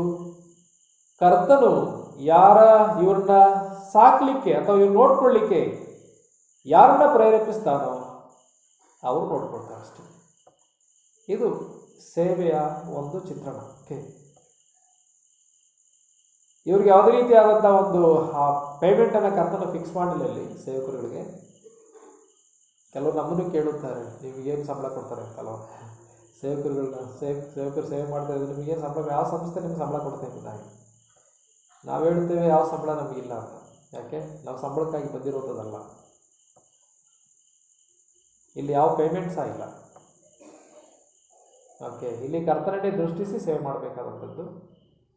ಹಾಗೆ ಹೇಗೆ ನಿಮ್ಮ ಜೀವನ ಹೇಗೆ ಎಂಬುದಾಗಿರುವಾಗ ಕರ್ತನು ನಡೆಸುತ್ತಾನೆ. ಹೇಗೆ ನಡೆಸುತ್ತಾನೆ? ಅನೇಕರ ಹೃದಯದಲ್ಲಿ ಕಾರ್ಯ ಮಾಡುತ್ತಾನೆ. ಇದು ಕರ್ತನ ಕೆಲಸ, ಇದು ದೇವರ ಅದ್ಭುತ ಅಷ್ಟೇ, ಬೇರೆ ಏನು ವಿಷಯ ಇಲ್ಲ ಇಲ್ಲಿ. ಅದರಿಂದ ಕರ್ತನು ಯಾರ ಹೃದಯದಲ್ಲಿ ಕಾರ್ಯ ಮಾಡ್ತಾನೋ ಅವರು ಸಹಾಯ ಮಾಡುತ್ತಾರೆ ಅಷ್ಟೇ. ಆ ರೀತಿಯಾದಂಥ ರೀತಿಯಲ್ಲಿ ದೇವರು ತನ್ನ ಸೇವಕರನ್ನ ಕಾಪಾಡುವಂಥವನು ಅಥವಾ ಸಂರಕ್ಷಿಸುವಂಥವನು, ಪೋಷಣೆ ಮಾಡುವಂಥವನು ಆಗಿದ್ದಾನೆ. ಇದು ಈ ಸೇವೆಯ ಒಂದು ವಿಶೇಷತೆ. ಈ ದೇವರ ಸೇವೆ ವಿಶೇಷತೆ ಏನೆಂಬುದಾಗಿ ಹೇಳುವಾಗ ಇವರು ಕರ್ತರನ್ನೇ ದೃಷ್ಟಿ ಮಾಡ್ಕೊಂಡು ಸೇವೆ ಮಾಡ್ತಾ ಹೋಗೋದಷ್ಟೇ. ಈ ನುಳಿದೆಲ್ಲ ಅವ್ರ ಜವಾಬ್ದಾರಿ ತೆಗೆದುಕೊಳ್ತಾರೆ. ಕರ್ತನ ತೆಗೆದುಕೊಳ್ತಾನೆ ಜವಾಬ್ದಾರಿ. ಹೇಗೆ ತೆಗೆದುಕೊಳ್ತಾನೆ? ನೇರವಾಗಿ ದೇವರೇ ಬಂದು ಏನಾದ್ರು ಕೊಡ್ತಾನೆ? ಖಂಡಿತವಾಗಲಿಲ್ಲ. ಏನಾದರೂ ದೇವರು ನೇರವಾಗಿ ಬಂದು ಏನಾದರೂ ನಿಮಗೆ ತಂದು ಕೊಡ್ತಾನೆ? ಖಂಡಿತವಾಗಲೂ ಇಲ್ಲ. ಆದರೆ ದೇವರು ಮಾಡುವಂಥ ಒಂದು ವಿಧಾನ ಬೇರೆ. ಆತನು ಹೇಗೆ ಬೇಕಾದರೂ ತನ್ನ ಸೇವಕರನ್ನ ಸಾಕಲಿಕ್ಕೆ ಆತನು ಶಕ್ತನಾಗಿದ್ದಾನೆ ಎಂಬುದಾಗಿ ನೋಡುವಂತರಾಗಿದ್ದೇವೆ. ಇಲ್ಲಿ ನೋಡುವಾಗ ಏನು ತೆಗೆದುಕೊಂಡು ಹೋಗಬೇಡಿ ಎಂಬುದಾಗಿ ಸಹ ಹೇಳುವುದನ್ನು ನೋಡುತ್ತೇವೆ. ಏನು ತೆಗೆದುಕೊಂಡು ಹೋಗೋದು ಬೇಡ. ಏನೆಲ್ಲ ತೆಗೆದುಕೊಂಡು ಹೋಗೋದು ಬೇಡ? ನಾವು 10ನೇ 8ನೇ ವಚನಕ್ಕೆ ಬರೋಣ. ಅಲ್ಲಿ 8ನೇ ವಚನದ 9ನೇ ವಚನ, ನಿಮ್ಮ ಹಮ್ಮಿನಿಗಳಲ್ಲಿ ಹೊನ್ನು, ಹಣ, ದುಡ್ಡುಗಳು, ದಾರಿಗೆ ಹಸಿಬೇನು, 2 ಹೊಂಗಿ, ಕೆರ, ಕೋಲು ಮೊದಲಾದವುಗಳನ್ನು ಸವರಿಸಿಕೊಳ್ಳಬೇಡಿರಿ. ಗಮನಿಸಿ, ಅಲ್ಲಿ 2 ಬಟ್ಟೆಯನ್ನು ತಗೊಳ್ಬಾರದು, ಹಾಕಿರೋ ಬಟ್ಟೆಲೆ ಹೋಗಿ ಅಂತ. ಜೊತೆಲೇನು ಯಾವುದೇ ರೀತಿಯ ದುಡ್ಡು ಬೇಡ ಖರ್ಚು ಮಾಡ್ಲಿಕ್ಕೆ. ಅಯ್ಯೋ ದುಡ್ಡು ಬೇಕಲ್ಲ, ಎಲ್ಲ ರೆಡಿ ಮಾಡ್ಕೊಂಡು ತಾನು ಹೋಗ್ಬೇಕೆಲ್ಲ ದುಡ್ಡು. ಯಾವುದೇ ದುಡ್ಡು, ಹಣ ಅಂದರೆ ಇಲ್ಲೆಲ್ಲ ಹೇಳುವಂಥದ್ದು ಹೊಣ್ಣು, ಹಣ, ದುಡ್ಡು ಇವೆಲ್ಲ ಒಂದೇ ರೀತಿ ಅಂತ ಖರ್ಚು ಮಾಡ್ಲಿಕ್ಕೆ. ಅಂದರೆ ಏನಾದ್ರು ಕೊಂಡ್ಕೊಳ್ಬೇಕಾದ್ರೆ ಹಣ ಬೇಕಲ್ಲ, ಅದೇ ಈ ಥರ. ನಂತರ ಜೊತೆಗೆ ದಾರಿಗೆ ಹಸಿಬೇನು, 2 ಹೊಂಗಿಗಳನ್ನು, ಊಟ ತಗೊಂಡು ಹೋಗ್ಬೇಡಿ ಅಂತ. ರೆಡಿ ಮಾಡ್ಕೊಂಡು ಇಲ್ಲೇ ಟಿಫನ್ ತಗೊಂಡು ಹೋಗ್ಬೇಡಿ ಅಂತ. ನಂತರ ಇದ್ಯಾವ್ದು ತೆಗೆದುಕೊಳ್ಬೇಡ್ರಿ. ಅಂಗಿ 2 ಅಂಗಿನೂ ಸಹ ಬೇಡ. ಓಕೆ, ಹಾಕಿರೋ ಹೊಂಗಿ ಹೋಗಿ. ಹಾಗಿದ್ರೆ ಏನಿದ್ರ ಅರ್ಥ? ದೇವರ ಒದಗಿಸುವಿಕೆಯನ್ನ ಈ ಶಿಷ್ಯರು ಅನುಭವಿಸ್ಬೇಕಷ್ಟೇ. ಇನ್ನು ಸುಮ್ಮನೆ ಅಲ್ಲ, ಇದೇನು ಈಗ ಕಳಿಸ್ಬಿಟ್ರು ದೇವರ ಎಂಬುದಾಗಿ ಯೋಚನೆ ಮಾಡಬೇಡಿ. ದೇವರು ಇವ್ರನ್ನ ಹೇಗೆ ಸಾಕ್ತಾನೆ, ದೇವರು ಯಾವ ರೀತಿಯಲ್ಲಿ ಸಾಕ್ತಾನೆ ಎಂಬುದನ್ನ ಈ ಶಿಷ್ಯರಿಗೆ ಮೊದಲನೇದಾಗಿ ಅರ್ಥ ಆಗಬೇಕು. ಅದರಿಂದ ದೇವರು ಕಳಿಸುವಾಗ ಆತನು ಏನು ತೆಗೆದುಕೊಂಡು ಹೋಗ್ಬೇಡ್ರಿ, ಹಂಗೆ ಹೋಗಿ. ಈಗ ಏನು ಮುಂದೆ ನಿಮಗೆ ಬೇಕಾಗಿದೆಯೋ ಅದನ್ನ ದೇವರು ಸಿದ್ಧಪಡಿಸುವಂತವ್ರು ಇದ್ದಾನೆ ಅಷ್ಟೇ. ಯಾರೆಲ್ಲಾರು ಆಗ್ಬೋದು, ಕರ್ತನು ಯಾರೆಲ್ಲಾರು ಕೆಲಸ ಮಾಡ್ಬೋದು. ಈಗ ಎಲಿಯನ ಕುರಿತಾಗಿ ನಾವು ಓದುವ ಸಮಯದಲ್ಲಿ, ಎಲಿಯನು ಒಬ್ಬ ದೇವರ ಪ್ರವಾದಿ, ಗೊತ್ತುಂಟಲ್ಲ. ಆತನು ಏನ್ ಕೆಲಸ ಮಾಡಿದನು? ದೇವರು ಏನ್ ಹೇಳ್ತಾನೋ ಅದನ್ನ ಮಾಡುವುದಷ್ಟೇ. ದೇವರು ಏನ್ ಹೇಳ್ತಾನೋ ಅದನ್ನ ಹೇಳುವಂಥದ್ದು ಜನರಿಗೆ. ಈಗ ಅಹಾಬ ಅರಸನ ಕಾಲದಲ್ಲಿ ಬಂದನು ಆ ಎಲಿಯನು ಬಂದು ಅಹಾಬನಿಗೆ ಹೇಳಿದನು, ನಾನು ಸೂಚಿಸಿದ ಹೊರತು ಇಂದಿನಿಂದ ಮಳೆಯಾಗಲಿ ಮಂಜಾಗಲಿ ಬೀಳುವುದಿಲ್ಲ ಅಂತ ಹೇಳಿದನು. ಈಗ ಆತನು ಹಂಗೆ ಹೇಳ್ಬಿಟ್ಟು ಹೊರಟು ಹೋಗುವಾಗ, ಹಾಗಿದ್ರೆ ಮಳೆಯಾಗಲಿ ಮಂಜಾಗಲಿ ಬೀಳುವುದಿಲ್ಲ ಎಂಬುದಾಗಿ ಹೇಳುವಾಗ, ಮಳೆ ಮಂಜು ಬೀಳದಿದ್ರೆ ಬೆಳೆ ಇಲ್ಲ, ಬೆಳೆ ಇಲ್ಲದಿದ್ರೆ ಊಟ ಇಲ್ಲ. ಅಹಾಬರಾಜನ್ ಮಾತ್ರವಲ್ಲ, ಇಡೀ ರಾಜ್ಯಕ್ಕೆಲ್ಲ ಊಟ ಸಿಕ್ಕಲ್ಲ. ನಂತರ ಅವ್ರಿಗೆ ಮಾತ್ರ ಎಲೆಯನ್ನು ಊಟ ಸಿಕ್ಕಲ್ಲ. ಅರ್ಥ ಮಾಡಿಕೊಡಿ, ಈ ಒಂದು ಮಳೆ ಬರದೇ ಇರ್ತಕ್ಕಂಥ ಎಲ್ಲರಿಗೂ ಸಮಸ್ಯೆನೇ. ಆದ್ರೆ ದೇವರು ಎಲಿಯನನ್ನ ಹೇಗೆ ಸಾಕುತ್ತಾನೆ? ಎಲಿಯನಿಗೆ ಮೊದಲೇ ಹೇಳಿದ ದೇವರು, ಖಂಡಿತವಾಗಲೂ ಇಲ್ಲ, ನೀನು ಹೋಗಿ ಹೇಳು ಅಷ್ಟೇನೆ. ಆಮೇಲೆ ದೇವರು ಹೇಳ್ತಾನೆ, ನಿನ್ನೆದ್ದು ಕೆರ ತಾಳ್ಕೋಗೋತ ಅಲ್ಲಿ ಉಳ್ಕೊಂಡಿರು, ನಾನು ನಿನಗೆ ಕಾಗೆಗಳ ಮುಖಾಂತರ ಆಹಾರವನ್ನು ಕೊಟ್ಟು ಕಳಿಸ್ತೇನೆ, ಬೆಳಿಗ್ಗೆ ಸಾಯಂಕಾಲ ಹಳ್ಳದ ನೀರನ್ನ ಕೊಟ್ಟು. ನೋಡಿ, ದೇವರು ತನ್ನ ಸೇವಕರನ್ನ ಅಥವಾ ಪ್ರವಾದಿಯನ್ನು ಸಂರಕ್ಷಿಸುವಂತ ವಿಧಾನವನ್ನು ನಾವು ನೋಡುತ್ತೇವೆ. ಅರಿದ ಪ್ರಿಯ ದೇವಜನರೇ, ದೇವರು ಒಂದು ವೇಳೆ ಸೇವೆಗೆ ಕರೆದಿದ್ರೆ ಸಾಕುವಂತ ಜವಾಬ್ದಾರಿ ಕರ್ತನಿಗಿದೆ, ಅದ್ರಲ್ಲಿ ಯಾವ ಡೌಟ್ ಇಲ್ಲ. ನಾನು ಯಾವಾಗ ಹೇಳುವಂಥದ್ದು, ನಮ್ಮ ಡಿಪಾರ್ಟ್ಮೆಂಟ್ ಯಾವುದಂದ್ರೆ ಪರಲೋಕ ಡಿಪಾರ್ಟ್ಮೆಂಟ್ ಅಂತ, ಭೂಲೋಕದಲ್ಲ. ನಮ್ಮ ಕಂಪ್ನಿ ಪರಲೋಕದ ಕಂಪ್ನಿ, ಪರಲೋಕದ ಸರ್ಕಾರ ನಮ್ಮನ್ನು ನೇಮಕ ಮಾಡಿಕೊಂಡಿರೋದು ಅಂತ ಹೇಳೋದು ಯಾವಾಗಲೂ ಸಹ. ನಿಮ್ಮ ಅಪಾಯಿಂಟ್ಮೆಂಟ್ ಯಾರು ಮಾಡ್ಕೊಂಡಿದ್ದಾರೆ ಅಂದ್ರೆ ನಾನು ಹೇಳೋದು ಅದೇನೆ. ಸರ್ಕಾರ ಈ ಲೋಕ ಸರ್ಕಾರ ಅಲ್ಲ, ಸ್ವರ್ಗದ ಸರ್ಕಾರ ಸ್ವರ್ಗದ ಗೌರ್ನಮೆಂಟ್, ಸೆಂಟ್ರಲ್ ಗೌರ್ಮೆಂಟ್ ಅಲ್ಲ, ಸೆಂಟ್ರಲ್ ಗೌರ್ಮೆಂಟ್ ದೊಡ್ಡ ಗೌರ್ನಮೆಂಟು, ಸ್ವರ್ಗದ ಗೌರ್ಮೆಂಟ್ ನಮ್ಮನ್ನು ಅಪಾಯಿಂಟ್ಮೆಂಟ್ ಮಾಡಿಕೊಂಡಿದೆ. ನಿಮ್ಮನ್ನು ಗೌರ್ನಮೆಂಟ್ ತಕ್ಕ ಸಮಯದಲ್ಲಿ ಏನು ಮಾಡ್ತದೆ, ಸಂಬಳ ಕೊಟ್ಟು ನಿಮಗೆ ಸಾಕ್ತಾ ಇದೆ. ತಿಂಗಳು ತಪ್ಪಿಸ್ಕೊಳ್ದೆ ನೀವು ಒಂದೇ ತಾರೀಕು ಆಗಿದ್ದಾಗಲೇ ಸಂಬಳವನ್ನು ಹಾಕ್ಬಿಡ್ತಾರೆ ನಿಮ್ಮ ಅಕೌಂಟ್ಗೆ ಅಲ್ವಾ. ಯಾವುದೋ ಸರ್ಕಾರ, ಈ ಸರ್ಕಾರದ ನೌಕರರಿಗೆ ಹಾಕುತ್ತದೆ ಅಲ್ವೇ. ಆದರೆ ತನ್ನ ಸೇವಕರ ಕುರಿತಾಗಿ ಅಥವಾ ಪರಲೋಕದ ಗೌರ್ಮೆಂಟ್ಗೆ ಎಷ್ಟು ಜವಾಬ್ದಾರಿ ಇದೆ ಅಲ್ವಾ ತನ್ನ ಸೇವಕರ ಕುರಿತಾಗಿ. ಅದರಿಂದ ನನ್ನ ಸಂದೇಶ ಕೇಳುವಂಥ ಯಾರಾದರೂ ಸೇವಕರುಗಳಿದ್ದರೆ, ನಮ್ಮ ನಮ್ಮ ನಮ್ಮ ಕಂಪನಿ ಅಥವಾ ನಮ್ಮ ಸರ್ಕಾರ, ಸ್ವರ್ಗದ ಸರ್ಕಾರ ನಮ್ಮ ಅಪಾಯಿಂಟ್ಮೆಂಟ್ ಮಾಡ್ಕೊಂಡಿದೆ. ನಾವು ನಿರೀಕ್ಷಿಸಬೇಕಾದಂಥದ್ದು ಆ ಸರ್ಕಾರವನ್ನು ಹೊರತಾಗಿ ಈ ಲೋಕನಲ್ಲ. ಓಕೆ, ಅದರಿಂದ ನಮ್ಮ ದೃಷ್ಟಿಯೆಲ್ಲ ದೇವರ ಕಡೆಗೆ ಇರಬೇಕು. ನೀವು ಮೊದಲು ದೇವರ ರಾಜ್ಯಕ್ಕಾಗಿ ನೀತಿಗಾಗಿ ತವಕ ಪಡ್ರಿ, ಅವುಗಳ ಕೂಡ ಇವೆಲ್ಲವೂ ನಿಮಗೆ ದೊರೆಯುತ್ತದೆ ಎಂಬುದಾಗಿ ಹೇಳಿದ್ದಾರೆ. ಮೊದಲು ನಿಮ್ಮ ಕೆಲಸ ಏನು ಮಾಡಬೇಕು ಅದನ್ನು ಮಾಡಿ, ದೇವರು ನಿಮ್ಮನ್ನು ಸಾಕುವಂಥವನು ಆಗಿದ್ದಾರೆ. ಅದರಿಂದ ಈ ವಾಕ್ಯದಲ್ಲಿ ನೋಡೋ ಸಮಯದಲ್ಲಿ ಪ್ರೇಯರ್ ಏನು ತಕೊಂಡು ಹೋಗ್ಬೇಡಿ. ಅಂದ್ರೆ ಅರ್ಥ ಏನಂತಂದ್ರೆ, ಹಾಗಾದ್ರೆ ಊಟ ಮಾಡೋದು ಬೇಡವಾ, ಅವ್ರಿಗೆ ಬಟ್ಟೆ ಬೇಡವಾ, ಬೇಕು, ಊಟನೂ ಬೇಕು. ಈಗ ಅವ್ರಿಗೆ ಕಳಿಸ್ತದೆ ತಿಟ್ಕೊಳ್ಳಿ, ಮಧ್ಯಾಹ್ನಕ್ಕೆ ಏನು ಬೇಕು, ಊಟ ಬೇಕಲೇಬೇಕು ಅವ್ರಿಗೆ. ಹಾಗಿದ್ರೆ ದೇವರು ಹಸ್ಕೊಂಡು ಮಾಡಿ ಅಂತ ಹೇಳ್ತಾರ? ಖಂಡಿತವಾಗ್ಲೂ ನಮ್ಮ ದೇವರ ಹಾಗೆ ಅಲ್ಲ. ನೀವು ಸೇವೆ ಹಳ್ಳಿಗಳಿಗೆಲ್ಲ ಹೋಗಿ ಸೇವೆ ಮಾಡ್ತೀರಾ, ಹಾಗಾದ್ರೆ ನೀವು ಹಸ್ಕೊಂಡೇ ಪ್ರಯಾಣ ಮಾಡಬೇಕು, ಹಸ್ಕೊಂಡೇ ಹೋಗ್ಬೇಕು ಎಂಬುದಾಗ ಅರ್ಥನ. ಮಧ್ಯಾಹ್ನ ಊಟ ಬೇಕು, ಈಗ ಊಟನೂ ತಗೊಳ್ಬೇಡ್ರಿ ಅಂತೇಳಿ ಯೇಸು ಕರ್ತನ ಹೇಳಿದ್ದಾರೆ. ನಂತರ ರಾತ್ರಿ ಊಟ ಬೇಕು, ಏನು ತಗೊಳ್ಬೇಡಿ ಅಂತ ಹೇಳಿದ್ದಾರೆ ಅಲ್ವೇ. ಒಂದು ವೇಳೆ ಬಟ್ಟೆ ಬೇಕು, ಬಟ್ಟೆನೂ ತಗೊಳ್ಬೇಡ್ರಿ ಅಂತ ಹೇಳಿದ್ದಾರೆ. ಈಗ ಇದೆಲ್ಲ ಯಾರು ಪ್ರೊವೈಡ್ ಮಾಡಬೇಕಾಗಿದೆ? ದೇವರು ಪ್ರೊವೈಡ್ ಮಾಡ್ತಾನೆ. ಯಾರ ಮುಖಾಂತರ? ಆತನ ಭಕ್ತರ ಮುಖಾಂತರ. ಆತನ ಅನೇಕರನ್ನ ಪ್ರೇರೇಪಿಸ್ತಾನೆ. ಆ ರೀತಿಯಾಗಿ ಅವರನ್ನ ದೇವರು ಪೋಷಿಸುವಂತವನಾಗಿದ್ದಾನೆ. ಈಗ ಏನಂದ್ರೆ ಸೇವಕರಿಗೆ ಏನಾಗ್ತದೆ, ಈ ವಿಶ್ವಾಸಿಗಳಿಗೆ ಅಥವಾ ಶಿಷ್ಯರಿಗೆ ಏನನ್ನಿಸ್ತದೆ, ದೇವರು ನಮ್ಮನ್ನ ಸಾಕುವಂತವನಾಗಿದ್ದಾನೆ, ಒಂದು ದೊಡ್ಡ ಅನುಭವ. ಈ ಅನುಭವ ಸೇವಕರಿಗೆ ಉಂಟಾದ್ರೆ ಯಾರ ಕೈನೂ ನೋಡಲ್ಲ ಅವರು. ಈ ಅನುಭವದಲ್ಲಿ ಸೇವಕರು ಹೋಗ್ಬೇಕು, ಈ ಅನುಭವದಲ್ಲಿ ಸೇವಕರುಗಳು ಹೋಗ್ಬೇಕು. ಆಗಿದ್ರೆ ಮಾತ್ರ ಯಾರನ್ನು ಡಿಮ್ಯಾಂಡ್ ಮಾಡೋದಿಲ್ಲ, ಯಾರನ್ನು ಕಾಣಿಕೆ ಕೊಡಿ, ಅದು ಕೊಡಿ, ಇದು ಕೊಡಿ ಅಂತ ಪ್ರೀಚ್ ಮಾಡ್ಲಿಕ್ಕೆ ಹೋಗಿಲ್ಲ ಅಲ್ವಾ. ಕೆಲವರೆಲ್ಲ ಈಗ ಕಾಣಿಕೆಗಾಗಿ ಪ್ರೀಚಿಂಗ್ ಜಾಸ್ತಿ, ದಶಮ ಭಾಗದ ಪ್ರೀಚಿಂಗ್ಗಳು ಅಲ್ವೇ, ಕಾಣಿಕೆಗಾಗಿ ಜಾಸ್ತಿ ಪ್ರೀಚಿಂಗ್ ಜಾಸ್ತಿ. ಏನಕ್ಕೋಸ್ಕರ? ಕಾಣಿಕೆಗೋಸ್ಕರ. ಅರಿತ ಪ್ರಿಯರೇ, ನಾವು ಕಾಣಿಕೆಗೋಸ್ಕರ ಕಾಣಿಕೆ ಕಲೆಕ್ಟ್ ಮಾಡ್ಲಿಕ್ಕೆ ಪ್ರೀಚ್ ಮಾಡ್ಲಿಕ್ಕೆ ಅವರು ಇರುವಂಥವ್ರಲ್ಲ. ದೇವರ ರಾಜ್ಯದ ಸುವಾರ್ತೆ ಎಲ್ಲ ಕಡೆ ಸಾರಲ್ಪಡಬೇಕು, ಅದು ನಮ್ಮ ಗುರಿ. ರಕ್ಷಕರಾಂತ ಯೇಸುನೆಲ್ಲರೂ ಕಂಡುಕೊಳ್ಬೇಕು, ಅದರ ಸೇವಕರ ಗುರಿ ಅದು.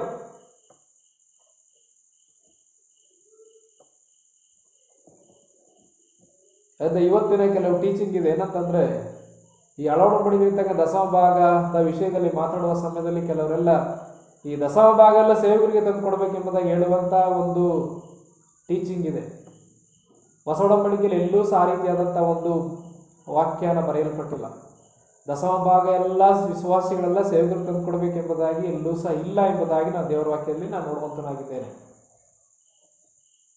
ಅಥವಾ ದಶಮ ಭಾಗದ ಕುರಿತಾಗಿಯೂ ಸಹ ಹೊಸ ಒಡಂಬಡಿಕೆಯಲ್ಲಿ ಬರೆಯಲ್ಪಟ್ಟಿಲ್ಲ. ಅದು ನಿಮ್ಮ ನಿರ್ಧಾರ. ಅನೇಕ ತಪ್ಪು ಬೋಧನೆಗಳು ಇವತ್ತು ಬರೀ ಹಣ ಮಾಡಲಿಕ್ಕೋಸ್ಕರ ಬೋಧನೆಗಳನ್ನು ಮಾಡೋದನ್ನು ನೋಡುವಂತನಾಗಿದ್ದೇವೆ. ಇದೆಲ್ಲ ನಮ್ಮ ಗುರಿ. ನಮ್ಮ ಗುರಿ ಅನೇಕ ಆತ್ಮ ರಕ್ಷಣೆ ಹೊಂದಬೇಕು, ಅವ್ರ ಆತ್ಮಿಕವಾಗಿ ಬೆಳೆಬೇಕು, ಇದು ನಮ್ಮ ಗುರಿ.